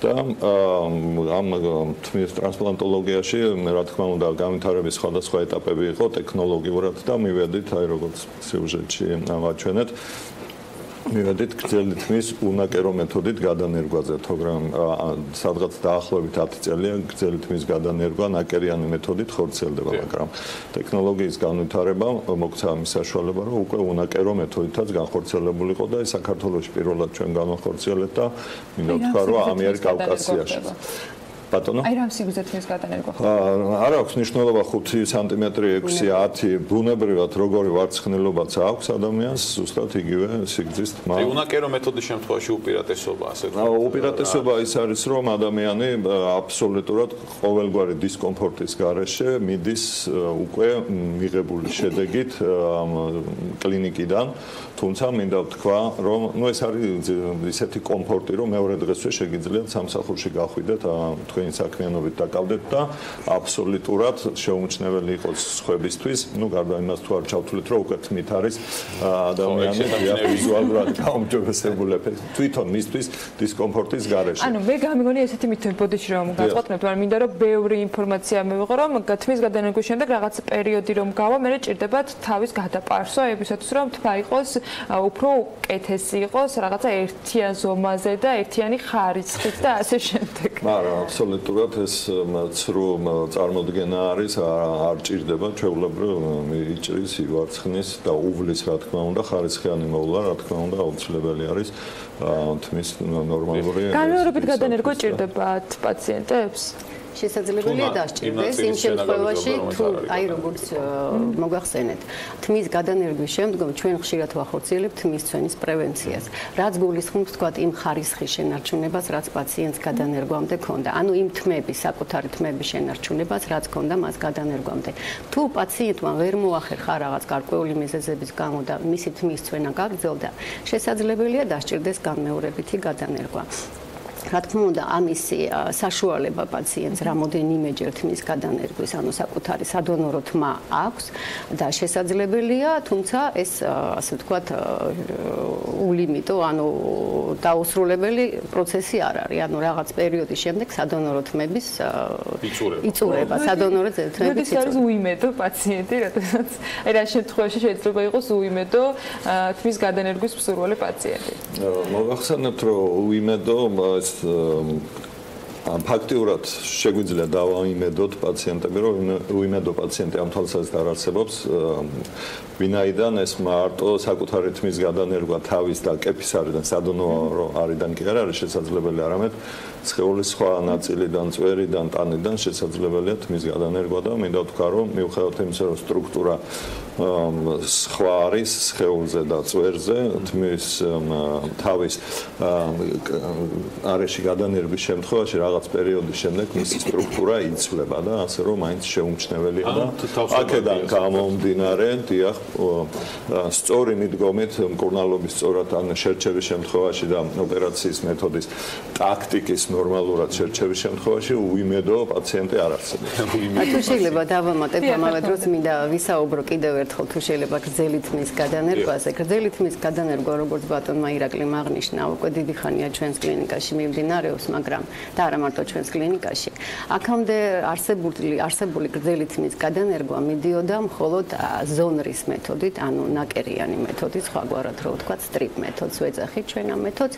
ამ შემთხვევაში პაციენტს კეფაზე ედებოდა ნაკერი, ანუ შესაბამისად ჩდებოდა ხაზოვანი ნაწიბური. დღეს ჩვენს კლინიკაში პირველად საქართველოში და პირველად ამიერკავკასიაში ჩატარდა თმის უნაკეროდ, გრძელი თმის გადანერგვა უნაკეროდ. რაც გარდა იმ უპირატესობისა, რაც გრძელი თმის გადანერგვას ახლავს თან. ანუ ეს გახლავთ ის, რომ გრძელი თმით სრულიად დაფარულია ის წითელი წერტილები, რაც თქვათ თმის გადანერგვის შემდეგ პროცედურას ახლავს თან. ამავე დროს პაციენტი მომენტალურად პროცედურის დასრულებისთანავე ხედავს თმის გადანერგვის შედეგს, ანუ ხედავს თმის სიხშირეს, ხედავს მის მიმართულებას. ეს გახლავთ გრძელი თმის უპირატესობა. ამას ემატება ის, თქვათ, უპირატესობები, რაც აქვს უნაკერო მეთოდს. პირველი ეს გახლავთ ის, რაც უკვე ვახსენო, რომ არანაირი ნაკერი კეფაზე არ ედება და შესაბამისად არანაირი ხაზოვანი ნაწიბური არ ჩდება. მეორე ის გახლავთ, რომ კანის შემცირებული მობილურობის შემთხვევაშიც კი შესაძლებელია მობილობის შემთხვევაშიც კი შესაძლებელია საკმაოდ დიდი რაოდენობის გრაფტების მოპოვება. თმის ფოლიკულური გაერთიანებების ამოღება ხდება შერჩევითად. რაც, ანუ ხდება მრავლიანი ფოლიკულური გაერთიანებების ამოღება, რაც გვაძლევს იმის საშუალებას, რომ შედეგი გქონდეს უკეთესი, ანუ გადანერგილი თმის სიხშირე იყოს უკეთესი და ამავე დროს ფიზიკური დატვირთვა. სტრიპ მეთოდის შემდეგ, ანუ ზონრის მეთოდის შემდეგ, ფიზიკური დატვირთვა პაციენტებში ცოტა ხნის განმავლობაში შეზღუდულია ნაკერიანი დიახ და ამ შემთხვევაში აბსოლუტურად არ გახლავთ შეზღუდული და ანუ პაციენტი ამ ხრივ თავისუფალია. კიდევ ერთი ნაწილი საკმაოდ რთული პროცედურაა, ხო, მოითხოვს ბევრ დროსაც შეიძლება თუ არა რომ გაგრძელდეს, ანუ თუ პაციენტს ბევრი თმა გადასანერგი რამდენიმე დღის განმავლობაში მაგალითად ანუ შესვენებებით ცხადია იმ გრძელი თმის გადანერგვის მეთოდი. და ჭირდება თუ არა რამე განსაკუთრებელი თქვათ გამაყუჩებელი საშუალება ან დაძინება იმისათვის რომ ოპერაცია გადაიტანოს ან მკვნეულად მხოლოდ ადგილობრივი ანესთეზიის ქვეშ ხორციელდება ეს პროცედურა და არავითარი ტკივილი ნორმალური ანესთეზიის შემთხვევაში არც პოსტოპერაციული თქვათ ტკივილები ძალიან კომფორტულია ეს პროცედურა პაციენტებისათვის და დაუბრუნდები იმ კითხვას, რამდენად შესაძლებელია მეგა სესიების შემთხვევაში შესაძლებელია, თუმცა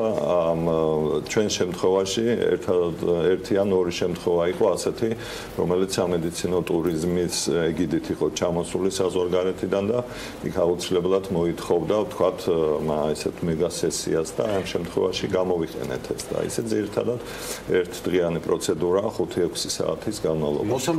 ბოდიში ძალიან საინტერესო თემა ახსენეთ, სამედიცინო ტურიზმი ამ შემთხვევაში რამდენად აქტიურია ამ მიმართულებით თქვენი ვთქვათ სამკლინიკა და იქიდან დიახ რომ თავიდანვე აღნიშნე რომ სტანდარტები რომელიც მსოფლიოს სტანდარტებს შეეფერება და დღიდან გახსნისა რო არის საქართველოში და კერძოდ Airline International-ში გვაძლევს იმის საშუალებას რომ პაციენტები ჩვენი შედეგებით იყვნენ აღფრთოვანებული დღევანდელ დღეს ამ ინფორმაციული მოზღვავების ინფორმაციის მოზღვავების პირობებში ნებისმიერ კუთხეში ცნობილია თუ რა ხდება საქართველოში თმის გადანერგვის სფეროში და აქედან გამომდინარე ხარისხი გარანტირებული და აქედან გამომდინარე არის ზუსტად ფასითაც თუ პოზიციონირებთ დიახ, რა თქმა უნდა ეს ერთ-ერთი მნიშვნელოვანი ფაქტორი არის უცხოელი პაციენტებისათვის ეს ფასი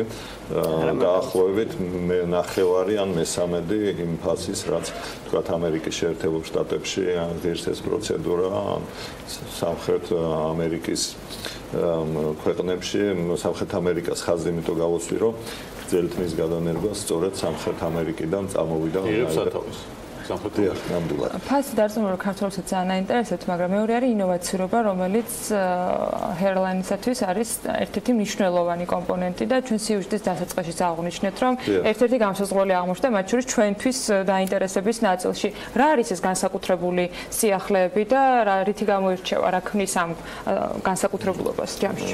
პირველ რიგში იმას ვიტყვი, რომ დაუბრუნდები, რომ ამ კლინიკის ერთ-ერთი დამფუძნებელი და სულის ჩამდგმელი ბატონი თამაზაშვილი თვითონ არის არაორდინალური ადამიანი, არაორდინალური ქირურგი, განსაკუთრებულად ამ ინოვაციებისკენ მიმართული იყო ყოველთვის მისი მოღვაწეობა ჯერ კიდევ ზოგად ქირურგიაში, როცა საქმიანობდა საქართველოში და ახლაც ამერიკის შეერთებულ შტატებში ქსოვილთა გადანერგვის ცენტრის წამყვანი გუნდის ჯგუფის ხელმძღვანელი არის. და აქედან გამომდინარე მინდა ხაზგასმით აღვნიშნო, რომ ის მეთოდი, უნაკერო მეთოდი, რომელიც დანერგილია და ოქროს სტანდარტად ითვლება თმის გადანერგვაში, ამ აპარატის შემუშავებაში და მეთოდის შემუშავებაში ზუსტად ბატონ თამაზაშვილის ლომის წილია მის მიერ არის შეტანილი და სამწუხაროდ მაშინ მხოლოდ საქართველოს მასშტაბით მოხდა მისი დაპატენტება ამ გამოგონების და სოფლიო მასშტაბით დავა მიმდინარეობს ამაზე თუ ვინ არის პიონერი ამ მეთოდის შემუშავებაში. აქედან გამომდინარე პერიოდულად ყოველთვის ხდება ჩვენთან ახალი ინსტრუმენტების გამოგონება, ახალი მეთოდების დანერგვა, ზოგი ადგილობრივი მნიშვნელობის, ზოგი მსოფლიო მნიშვნელობის და ეს უფრო საინტერესოსაც ხდის ამ სფეროში მუშაობას და სამაყოც არის და სულ რამდენიმე დღის წინ სასიამოვნო იყო, როდესაც აღიარება ჰპოვა ჩვენი კლინიკის წარმატებებმა საქართველოს ბაზარზე ოქროს ბრენდის მოსამზადებელ პერიოდიც მინდა რომ გითხოთ, რამდენიმე რომ გითხოთ, მოსამზადებელი პერიოდი რა აქვს, ანუ ეს პოსტოპერაცია, ანუ ოპერაციამდე რა ეტაპები უნდა გაიაროს პაციენტმა? ჭირდება თუ რა დიდი დრო, ასე ვთქვათ, მომზადება? არა, დიდი დრო მომზადებას არ ჭირდება. უპირველეს ყოვლისა, რაც უნდა გააკეთოს პაციენტმა, ეს არის უნდა გაიაროს კონსულტაცია სპეციალისტთან, იმიტომ რომ კონსულტაცია უფასო გვაქვს. კონსულტაციას გავლის გარეშე შეუძლებელია ვთქვათ თმის ცვენის ხარისხით დადგენა. ხშირად მოგმართავენ პაციენტები, რომლებსაც რეალურად თმა გადასანერგი არ აქვთ. უბრალოდ არის რომ შეთხელება თმის აღინიშნება, ну რაღაცა ცვენა და ამ შემთხვევაში, თუმცა გადასანერგი არ არის. ამ შემთხვევაში საჭიროა სწორი მიმართულების მიცემა. პაციენტები განსაკუთრებით 20-22 წლის პაციენტებში არის ხშირად ხოლმე ეს მომართვა. ამ შემთხვევაში საჭიროა მიმართოს. რა თქმა უნდა, იმიტომ რომ დაწყებულია, ახალი დაწყებულია თმის, უნდა ჯერ ამას შეგუებულები, ასე ვთქვათ, არ არიან და ეს რა თქმა უნდა ძალიან სწორია და კარგია, იმიტომ დროული პრევენციის შემთხვევაში, აი სწორედ ის უიმედო მდგომარეობა, რაც თქვენ ახსენეთ, პაციენტს არ დაუდგება და ეს ძალიან კარგია. და უნდა მოვიდეს კლინიკაში, შეუძლია არ მოვიდეს კლინიკაში, მაგალითად რეგიონებიდან, რეგიონ ქალაქებიდან ბათუმი, ქუთაისი და ასე შემდეგ, ხშირად მოგმართავენ და Skype-ით არის ხოლმე კონსულტაცია, Viber-ით ან WhatsApp-ით. შესაძლებელია ესეთი კონსულტაცია, ამ შემთხვევაში ვადგენთ თმის ცვენის ხარისხს, საჭიროა თუ არა გადანერგვა და დაახლოებით ფრავტების რაოდენობას და გადანერგვის მეთოდს ვადგენთ. ხოლო ამის შემდეგ პაციენტი უნდა ჩამოვიდეს, ანუ დღის მონიშნვა ხდება და პაციენტი ჩამოდის პირდაპირ ოპერაციაზე. ანუ აი ესეთი განსაკუთრებული მომზადება პაციენტს თმის გადანერგვისთვის არ ჭირდება. ნუ ჩვენთან კლინიკაში მოსვლის შემდეგ დახვდება Hairline International-ის გუნდი, რომელიც 2005 წლიდან ერთად მუშაობთ, ყველანი ერთად ვარ და ჩვენი გუნდური მუშაობა გახლავთ ჩვენი შედეგის საუკეთესო გარანტი. წარმატებები მინდა გისურვოთ, ნუ მე ხარ ჭირდება პრინციპში. Ეკი რეკლამის დროს დაგელაპარაკე მაგდემას. ატყუებ ჯოლებრივად მაყურებლებს. არა, ამ შემთხვევაში ნანი იტყუება. მოკლედ სტუმრებს უნდა დაემშვიდობო, წარმატებები Hairline International-ს, ირაკლი ბებიაშვილი და ლელა პატეიშვილი იყვნენ ჩვენი სტუმრები, მადლობა მათ გადაცემაში მობრძანებისთვის.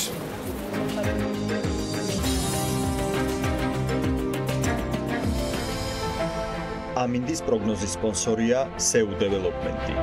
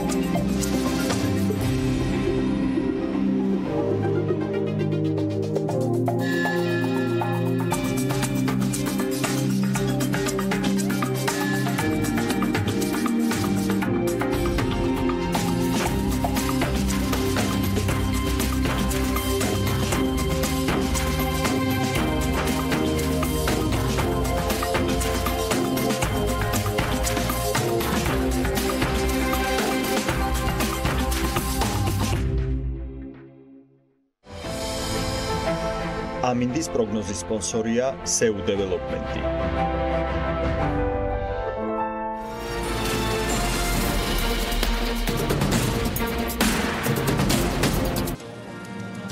დახურულ სივრცეებში მოწევა აიგრძალება. საუბარია პირადი საცხოვრებლის გარდა ნებისმიერ შენობაზე, იქნება ეს კაფე, რესტორანი თუ ოფისი.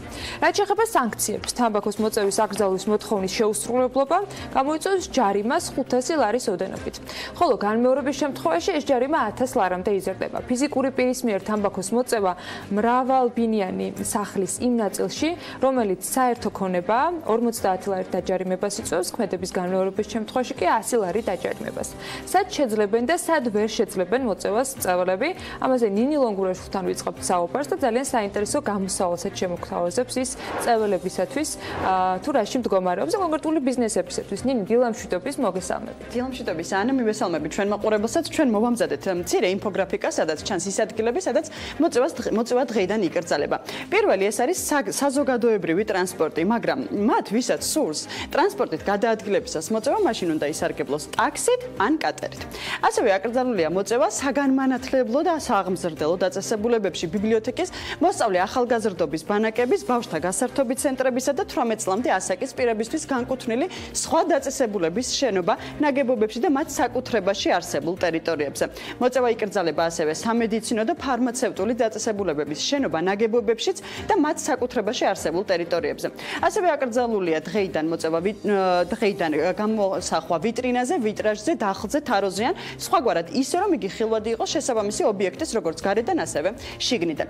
აქამდეც არ იყო ნებადართული და მოწევა და არც დღეიდან შეიძლება ბენზინგასამართ სადგურზე, გაზგასამართ და გაზგამანაწილებელ სადგურებზე აგრეთვე იმ დაწესებულებათა შენობა ნაგებობებში და მათ საკუთრებაში არსებულ ტერიტორიებზე, სადაც ცეცხლსაშიში ნივთიერებები ინახება. ასევე აკრძალული არის მოწევა სტადიონზე, რომელსაც ჰყავს ადმინისტრაცია. რაც შეეხება იმ ჩამონათვალს, სადაც ნებადართულია მოწევა, თამბაქოს მოწევა დღეიდან აკრძალვების გარეშე შესაძლებელია საკუთარ სახლში. თამბაქოს ყვამლის შემსწავლელ სპეციალიზებულ ლაბორატორიულ დანადგარში, პენიტენციურ დაწესებულებაში, სამორინეში და აეროპორტის სატრანზიტო ზონაში, სადაც თამბაქოს მოწევა დასაშვებია მხოლოდ სპეციალურ მოსაწევ ოთახში და წინასწარი დაკავების იზოლატორში. ეს არის ის მცირე ჩამონათვალი, სადაც დღეიდან მოწევა იკრძალება ან პირიქით ნებადართულია. მეტი ინფორმაციისთვის კი შეგიძლიათ შეხვიდეთ BMG-ზე, ნინო კვინტრაძემ გუშინ ყველა საჭირო ინფორმაცია ჩვენს ვებგვერდზე ატვირთა. მანამდე კი შეგვიძლია ვნახოთ სიუჟეტი კომპანია დიოს მიერ შემოთავაზებულ მოძრავ ტენტებზე, რომელთა გამოყენებაც ბიზნეს მწველი კლიენტებისათვის კომფორტული გარემოს შექმნაში დაეხმარება და ამით ისინი ჯარიმასაც აირიდებენ. დღეიდან ამ კაფეების მუდმივი სტუმრები ან ჩვევას უნდა შეელიონ, ან მცირე დისკომფორტი შეიქმნან. კანონის ამოქმედება გაზაფხულს დაამთხვიეს იმისთვის, რომ თამბაქოს მწებლებისგან ჩვევის ცვლილება მტკივნეული არ ყოფილიყო. თუმცა სეზონურობა, სიცხის თუ სიცივის შემთხვევაში ღია ცის ქვეშ ჯდომა ყოველთვის კომფორტული არ არის. ერთგული და თან მწებელი კლიენტების შესანარჩუნებლად კი ბიზნესის ნაწილი გამოსავლის გზებზე უკვე ფიქრობს. ევროპული გამოცდილების გაზიარება კარგი გზაა. უკვე პრაქტიკაში გამოცდილი შესაძლებლობა საქართველოშიც მოვიკითხეთ. სასტუმრო ვერანდას სტუმრები ხშირად უცხოელები არიან. მისმა მფლობელებმა არამწეველთა ზონის გამოყოფა კანონის ამოქმედებამდე ბევრად ადრე გადაწყვეტეს. მწეველი კლიენტების კომფორტულ გარემოზეც იზრუნეს და შედეგი ასეთი მიიღეს. ჩვენი რესტორანი და სასტუმრო დატვირთული არის გარესივრცეებით და ტერასებით. აქედან გამომდინარე, ბიზნესის ყოველსეზონური ოპერირებისთვის მნიშვნელოვანი იყო, რომ ქონოდა პერგოლები და რეალურად შემინვის სისტემა. ეს პერგოლები და შემინვის სისტემა მნიშვნელოვანი იყო არა მარტო გადახურვის ფუნქციით, არამედ მაქსიმალურად ვიზუალურადაც და მოხმარებლის კომფორტისთვისაც მნიშვნელოვანი იყო. ამიტომ საჭირო გახდა აგვეთში ესეთი კომპანია, რომელიც მომხმარებელს და ბიზნესს თავაზობს მაღალხარისხიან პროდუქციას და რაც თავარია თანამედროვე ტექნოლოგიებს. სწორედ კომპანია დიო დაგვეხმარა, რომ მაქსიმალურად აგვეთვისებინა ჩვენი გარე ექსტერიერი და გადაგვეხურა მაღალხარისხიანი პერგოლები და შემინვის სისტემით და გამხდარიყო ეს ბიზნესი რეალურად ყოველსეზონური ბიზნესი, რომელიც ქარის თუ წვიმის განმავლობაში დაიცავდა მოხმარებელს და კომფორტულ გარემოს შესთავაზებდა და ჩვენ უკვე 2 წელია თითქმის, რაც უკვე ამ კომპანიის ერთგული მომხმარებელი ვართ. მოძრავი პერგოლები და შემინვის სისტემა არა მარტო მნიშვნელოვანი არის და უნიკალური პროდუქტი არის გარე პერიმეტრის გადახურვის მიზნით, არამედ ის მართვის კუთხიდან ძალიან კომფორტულია და იძლევა ავტომატიზირებული მართვის საშუალებას. დღეიდან მოწევის კანონის აკრძალვასთან დაკავშირებით ჩვენ უკვე შესაძლებლობა გვაქვს ამ პროდუქტის მეშვეობით უმასპინძლოთ უკვე ჩვენს მწევალ მოხმარებელსაც და მასაც შევქმნით კომფორტული გარემო. კომპანია dio 13 სახეობის პერგოლას წელიწადში 4 სეზონისათვის გვთავაზობს. პერგოლას მეშვეობით კაფებარებისა და რესტორნების მფლობელებს საშუალება აქვთ გადახურონ, გაალამაზონ და სიმყუდროვე შემატონ ექსტერიერს. მოკლედ, იმისათვის რომ ბიზნესმა კომფორტი შეუქმნას მათ შორის მწეველებს და არ იყოს გარკვეული რისკები, იმისათვის რომ მწეველი კლიენტები დაიკარგოს, აღმოჩნდა რომ არსებობს გამოსავალი. ამას დაუშვილი დილის აღმასრულებელი დირექტორი გსტუმრობს ახლა საქმიან დილაში და ის უფრო ზუსტად გვეტყვის, როგორ შეიძლება ბიზნესმა კონკრეტული შესაძლებლობა გამოიყენოს. მოგესალმებით ბატონო თამას, მოგესალმებით. ბევრნაირი წუწუნი და ბევრნაირი შეფასება მოვისმენთ ამ კანონის აკრძალვასთან დაკავშირებით, ადმინისტრირებასთან დაკავშირებითაც და გუშინ გადავწყვეტ რომ გვეპოვა ესეთი ადგილი, სად შეიძლებოდა და როგორ შეიძლება და ბიზნეს გამოსავალი ეპოვა. მე ერთს აღვნიშნავ მხოლოდ რომ ამ კანონის მიხედვით, როდესაც გარკვეული შენობის ზედაპირის 50%-ზე მეტი უზრუნველყოფილია კედლებით, მაშინ შესაბამისად ითვლება ის დახურულ სივრცეთ და იქ იკრძალება მოწევა. ანუ თუ კონკრეტული კაფე ან სარესტორნო სივრცე გააკეთებს თუნდაც ღია სივრცეს ისეთი ფორმით, რომ მას ექნება ჭერი და 3 კედელი და თქვათ ერთი მხრივ იქნება თავისუფლება, ეს მაინც ითვლება რეალურად დახურულ სივრცე და აქ მაინც აიკრძალება მოწევა. ის შემთხვევა, როდესაც კონკრეტულად ვერანდაზე ვნახეთ, ჩვენ კანონის ქვეშ არ ექცევა. როგორ ხდება და რა შესაძლებლობის გამოყენება აქვს ბიზნესს? დიდი მადლობა. პირველ რიგში მინდა გამოხატოთ ჩემი მოსაზრება ამ კანონთან დაკავშირებით. ჩვენ მივესალმებით, მე პირადად არ ვარ მწეველი და მივესალმები ამ კანონს და დიდი ხანია ველოდებით ალბათ საზოგადოება, ვინც მისდევთ ჯანმრთელი ცხოვრების წესს. დარწმუნებული ვარ, რომ ბევრი მწეველიც შეისას თქვათ გაგებით შეხვდება ახალი კანონის ასე თქვათ ამოქმედებას.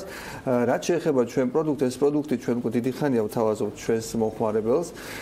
აღნიშნული პროდუქტი განკუთვნილია ზოგადად ღია ტერასების გადასახურად და მათ უფრო კომფორტულად მოსახმარად. ამიტომ რაც ბევრი ტერასა არსებობს, განსაკუთრებით 2016 წელს პრაქტიკულად თბილისში ყველა ტერასა და ყველა ვერანდა ჩვენ განვათავსეთ თითქმის ჩვენი პროდუქტები.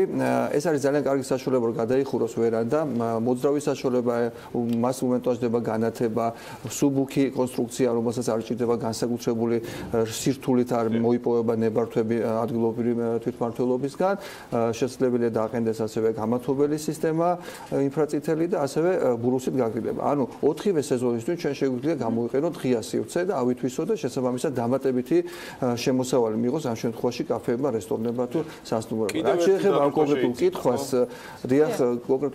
ეს რა თქმა უნდა ამ კონკრეტულ ობიექტზე გვაქვს 2 პერგოლა, ერთი სრულიად შემინული, მეორე მხოლოდ პერგოლა და ღია სივრცე გარშემო.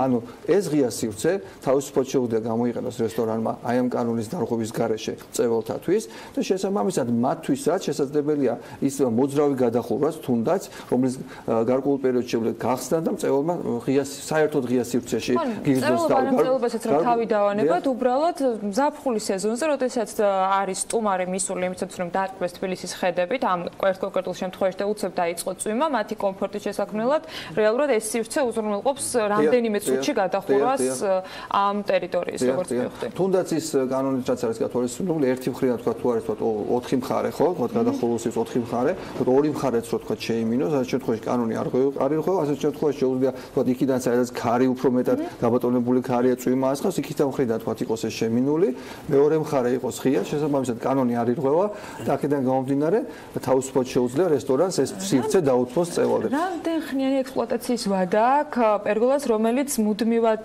დახურვა გახსნის რეჟიმში არის, ანუ რეალურად არ არის მხოლოდ გაშლილი, ანუ რამდენად გამძლე არის მექანიზმი, რომელიც ამას ამუშავებს. თავისთავად ეს პროდუქტი უკვე 15 წელზე მეტია რაც ბაზარზეა, პირველად შეიქმნა იტალიაში, იყო დაპატენტებული დიდი ხნის მანძილზე, 5 წლის მანძილზე და შემდეგ როდესაც პატენტს ვადა გაუვიდა ძალიან ბევრ ქვეყანაში დაიწყეს წარმოება და იყო გარკვეული ბუმი ზუსტად აი ამ კანონთან დაკავშირებით. ბევრ ქვეყანაში პერგოლების ბუმი მოიტანა ამ კანონის ამოქმედება. ანუ ეს არის ძალიან კარგი, მათ შორის ამ კანონის ამოქმედება, ეს არის ძალიან კარგი საშუალება, კიდევ ერთხელ ვამბობ. რაც შეეხება ექსპლუატაციის ვადა, ეს ძალიან მყარი და საიმედო კონსტრუქცია, გათვალისწინებულია სტანდარტები ქარისგან დასაცავად შესაბამისად წვიმაში მაგალითად 2 წლის წინ იყო სერიოზული სიტყვა თუ გახსოვთ ბევრი მანქანა დააზარალა ჩვენი არც ერთ პერგოლას არაფერი მსგავსი არ მოსვლია და არ ზიანი არ მიუღია ეს არის ძალიან ელასტიური ასე ვთქვათ გადახურის სისტემა რომელიც უძლებს ნებისმიერ ტიპის ეს მექანიზმი თავად ვთქვათ როდესაც გამოყენება ხშირია მაგალითად გადახურვა ისევ გახსნა გადახურვა ბავშვი თუ თამაშობს ამ შემთხვევაში საკმაოდ საიმედოა შიგნით არის სპეციალური ესე ვთქვათ საკისარის და ეგრეთ წოდებული კვილანიანი გვედის სისტემა და ძალიან საიმედო სისტემა რა თქმა უნდა სჭირდება გარკვეული პერიოდის მერე ლუბრიკაცია შეზერვა გასუფთავება თავისთავად გრძელდება ძალიან დიდ ხანს მუშაობს პრაქტიკულად მუდმივი პროდუქტია იმიტომ რომ ეს არის ვთქვათ ალუმინის კონსტრუქციები რომელიც უჟანგავია ნაჭერი არის ძალიან მყარი ეს PVC ეგრეთ წოდებული რეზინის შემცველი ნაჭერია რომელიც ასევე მედეგია დაზიანებების მიმართ და ჩვენი კომპანიას აქვს შესაბამისი სერვისი ასე რომ ნებისმიერ დაზიანების შემთხვევაში ჩვენს ადვარდ რამე განსაკუთრებული სამაგრი ჭირდება ასეთი პერგოლას დამონტაჟებას ანუ განსაკუთრებული ლოკაცია ჭირდება რა გარემოში შეიძლება მისი გამოყენება ძალიან კარგი კითხვაა სხვათა შორის ანუ შესაძლებელია ამ კონსტრუქციის დამოუკიდებლად დადგმაც ყოველგვარი კედლის გარეშე ან 4 დამოუკიდებელ ფეხზე ამისათვის საჭირო უბრალოდ ფუნდამენტი. ბაქში სათბურის მსგავსი, ოღონდ ნუ დასასვენებელი. დამოუკიდებლად უბრალოდ საჭიროა კარგად მოეწყოს სამაგრი წერტილები და შესაძლებელია ყოველგვარი კედლის გარეშე. თქვენ უზრუნველყოფთ ამასაც? ჩვენ უზრუნველყოფთ თავიდან ბოლომდე, რა თქმა უნდა და ჩვენ თუ მოგწევს ჩვენი დამკვეთი გარკვეულ სივრცე, ჩვენ შეგვიძლია ამ სივრცეზე რამდენიმე დღეში მოუწყოთ ძალიან სასიამოვნო და კარგი გარემო. 13 დასახელება იყო ნახსენებები. თავიდან ვიფიქრე რომ ფერების სხვაობაზე იყო საუბარი, მაგრამ დარწმუნებული რომ ფლად ასე არ იქნება საქმე. რა განსხვავებასთან კონსტრუქციები თქვა არის სამკუთხა კონსტრუქცია, ტრაპეციის კონსტრუქცია, ეს როგორც გითხარით ეს დამოუკიდებლად მდგარი კონსტრუქცია, რკალისებული კონსტრუქცია, ასე რომ თქვა სამფრივად დახრილი კონსტრუქცია, ან ორფრივად დახრილი კონსტრუქცია, ასე რომ ეს ვარიაციები, ფერები და თქვა უნდა არის ნებისმიერი ფერი. რა ძვირი ფუფუნებაა? ფასი ესეთი ყველასთვის ხელს მისდამსდომი ამ ეტაპზე შეიძლება არ იყოს თქვა მასობრივად, მაგრამ ვფიქრობთ ჩვენ გვაქვს გეგმებში, რომ უახლოეს ხანში ეს უფრო ხელმისაწვდომი გახდეს. ბიზნესისთვის ვფიქრობ გარკვეულ ბიზნესისთვის ძალიან ხელმისაწვდომია. ჩვენ გვაქვს ასევე განმოდების სისტემა, ბევრმა ბიზნესს ისარგება სხვათა შორის და ცოტა თუ გამოიყენა ეს პოროდად, იმიტომ რომ ჩვენ ასე თუ ჩვენი რესურსებით ვახდენდით ამ განმოდების სისტემას და არა ბანკით. შესაბამისად ძალიან ბევრმა მოთხოვნა თუ გამოიყენა ეს რაც კანონი უნდა ამოქმედებული ყოფილიყო. იცით რა, ჩვენ და მოემზადა თუ გეტყვით, ეს ყველაფერი ეს მომზადება მოხდა როგორც ჩანს 2016 წელს ჩვენი აქტიური მუშაობის შედეგად. ანუ ჩვენ კიდე 2014-ში დავიწყეთ, ასე პირველი პერგოლა ზოგადად საქართველოში ჩვენი დაყენებულია, დამონტაჟებული ეს იყო 2006 წელს რესტორან ქალაქურზე. შემდეგ სხვა ობიექტებზე, სახელმწიფო დაწესებულის ობიექტებზე, პრეზიდენტის სასახლეშიც არის ძალიან ლამაზი პერგოლა, ასევე არის დინამო სტადიონზე, ასე შემდეგ და ყველაზე უფრო ასე თქვა აქტიური წელი ამ თვალსაზრისით იყო 2016 ამ პერიოდში უკვე დაწყებული იყო მეგონა 2015-დან იყო საუბარი ამ კანონთან დაკავშირებით და 2016 საკმაოდ ბევრი საინტერესო რესტორანი და ტერასა გაიხსნა თბილისში და შესაბამისად ჩვენი აქტიური მუშაობის შედეგად ძალიან ბევრ ადგილზე მოხდა. გარდა თბილისისა მე ხარ ვერ დავასახელებ რეკლამის კანონი არ დავასახელ ამ პროგრამას. გარდა თბილისისა არის თუ არა შეკვეთები ასე თქვა რეგიონი ბათუმი და მაგალითად რომელიც ტურისტულად ანაქტიურია და შეგიძლია თუ არა თქო მომსახურების გაწევა სხვადასხვა რეგიონებში. რა თქმა უნდა, ბათუმშიც გვაქვს რამდენიმე საინტერესო პროექტი განხორციელებული. ანუ ბათუმი თავის ცოტა სპეციფიკური ადგილია, სადაც თქო თურქეთი ახლოა და შესაძლებელია თქო მეტი ადგილობრივი კომპანია იყოს თქვა იქ რომელიც პირდაპირ თურქული კომპანია რომელიც პირდაპირ ახორციელებდა პროექტებს, თუმცა ჩვენ გვაქვს ჩვენი გეგმები თუ როგორ მოვახდინოთ მაქსიმალურად ყველა რეგიონში გასვლა ამასთან დაკავშირებით უახლოეს ხანში თუ თქვენ მოგვიწევთ, ჩვენ მოგიყვებით დეტალურად ეხლა დამუშავების პროცესში, ასე თუ როგორ გავხადოთ ეს პროდუქტი უფრო ხელმისაწვდომი ბევრი ჩვენი განსაკუთრებით მოსახლეობისთვის, იმიტომ რომ რესტორნები გასაგებია, მათ შემოსავალი აქვს და შეძლებენ ყიდვას პროდუქციის, აქ საუბარია. კარგი საშუალება არის თუნდაც პირადი სივრცის მოსაწყობად. კერძო სახლების, აივნების ჩვენ გვინდა უფრო ხელმისაწვდომი გავხადოთ. ჩვენი პროდუქტი ტენტი ძალიან ცნობილია ჩვენი მოსახლეობისთვის, მაგრამ თქვენ სწორედ აღნიშნეთ წეგან რომ თქვა წვიმასთან დაკავშირებით, ქართან დაკავშირებით, ისინი ნაკლებად მედეგია, ეს პროდუქტი პერგოლა არის ძალიან მედეგი, შესაბამისად შესაბამისად პატარა აიმნების მოწყობაც კი შეიძლება და ჩვენ ყოველთვის აუცილებლად ვისაუბრებთ ჩვენ მოხმარებელს მივცეთ ამის საშუალება. აუცილებლად გვექნება შესაძლებლობა და იმედი მაქვს რომ ამ ეტაპით ერთ ნაწილს გავეცით პასუხი საჩეძლებელ მოწევას და როგორ უნდა იმუშაოს ბიზნესმა ამ ეტაპზე. ნუ მოხდება კატე. ცოტას მოწევენ ჯობია. მაგაში გეთანხმებით. მადლობა სტუმრობისათვის. თამას დაუშვილს მასპინძლობდით დიოს აღებასრულებელ დირექტორ საქმიანი დილის სტუდიაში და ახლა ზუგდიდ შევინაცვლებთ ტექნოპარკში მონეტარული პოლიტიკის კომიტეტის დასრულების თანავე ეროვნული ბანკის პრეზიდენტის პრესკონფერენციას ველოდებით. ეს თემა უფრო ბექაბით ბაციკაძის ეთერში გაგრძელდება, სხვა თუმცა თელერა გელანტიას ჩართოს ვერ გამოვტოვებთ დღეს დილიდან, იმისათვის რომ გავიგოთ რა ხდება ზუგდიდში თელერა დილა მშვიდობისა. დილა მშვიდობის ანა, როგორც უკვე აღნიშნე, მონეტარული პოლიტიკის კომიტეტის სხდომა მიმდინარეობს ზუგდიდის ტექნოპარკში. ზუსტად 11 საათზე ტრადიციულად ეროვნული ბანკის პრეზიდენტი კობა გვენეტაძე გამართავს პრესკონფერენციას და ჩვენ გავიგებთ რა გადაწყვეტილება მიიღო სებმა. ამის შემდეგ კობა გვენეტაძე უპასუხებს ჟურნალისტების შეკითხვებსაც, მაგრამ სხდომის დაწყებამდე ჩვენ ჩავწერეთ ეროვნული ბანკის ვიცე-პრეზიდენტი არჩილ მესტვირიშვილი, როგორც მან გვითხრა და ჩვენთვისაც ცნობილია, სები მონეტარული პოლიტიკის კომიტეტის სხდომას მართავს წელიწადში 8-ჯერ. ყოველი მეორე სხდომის შემდეგ იმართება პრესკონფერენცია, ასევე პერიოდულად სები კომიტეტის სხდომებს ატარებს რეგიონებში, როგორც მესტვირიშვილმა გვითხრა, მას შემდეგ რაც გაიმართება პრესკონფერენცია, ეროვნული ბანკის პრეზიდენტი თავის გუნდთან ერთად შეხვდება ახალგაზრდებს და ასევე ადგილობრივი ბიზნესის წარმომადგენლებს. დღეს ჩვენ ვართ ზუგდიდში გაიმართება მონეტარული პოლიტიკის კომიტეტის სხდომა. ჩვენ შევხვდებით როგორც ვთქვათ თბილისიდან, ასევე ადგილობრივ მედიას. შუადღესაც ჩვენ გვექნება შეხვედრა სტუდენტებთან და დღის მეორე ნახევარში ჩვენ გვაქვს შეხვედრა ადგილობრივ ბიზნესთან. ჩვენთვის მნიშვნელოვანი არის რომ საზოგადოებას და მოსახლეობას და პირველ რიგში ბიზნესს ესმოდეთ, თუ ჩვენ რა გადაწყვეტილებებს ვიღებთ და რის საფუძველზე, რომ სწორად დაგეგმო თავიანთი შემდგომი ქმედებები. და ასევე მნიშვნელოვანია, რომ ადგილობრივი ბიზნესისგან მოვისმინოთ თუ რა გამოწვევები არის კონკრეტულ რეგიონში.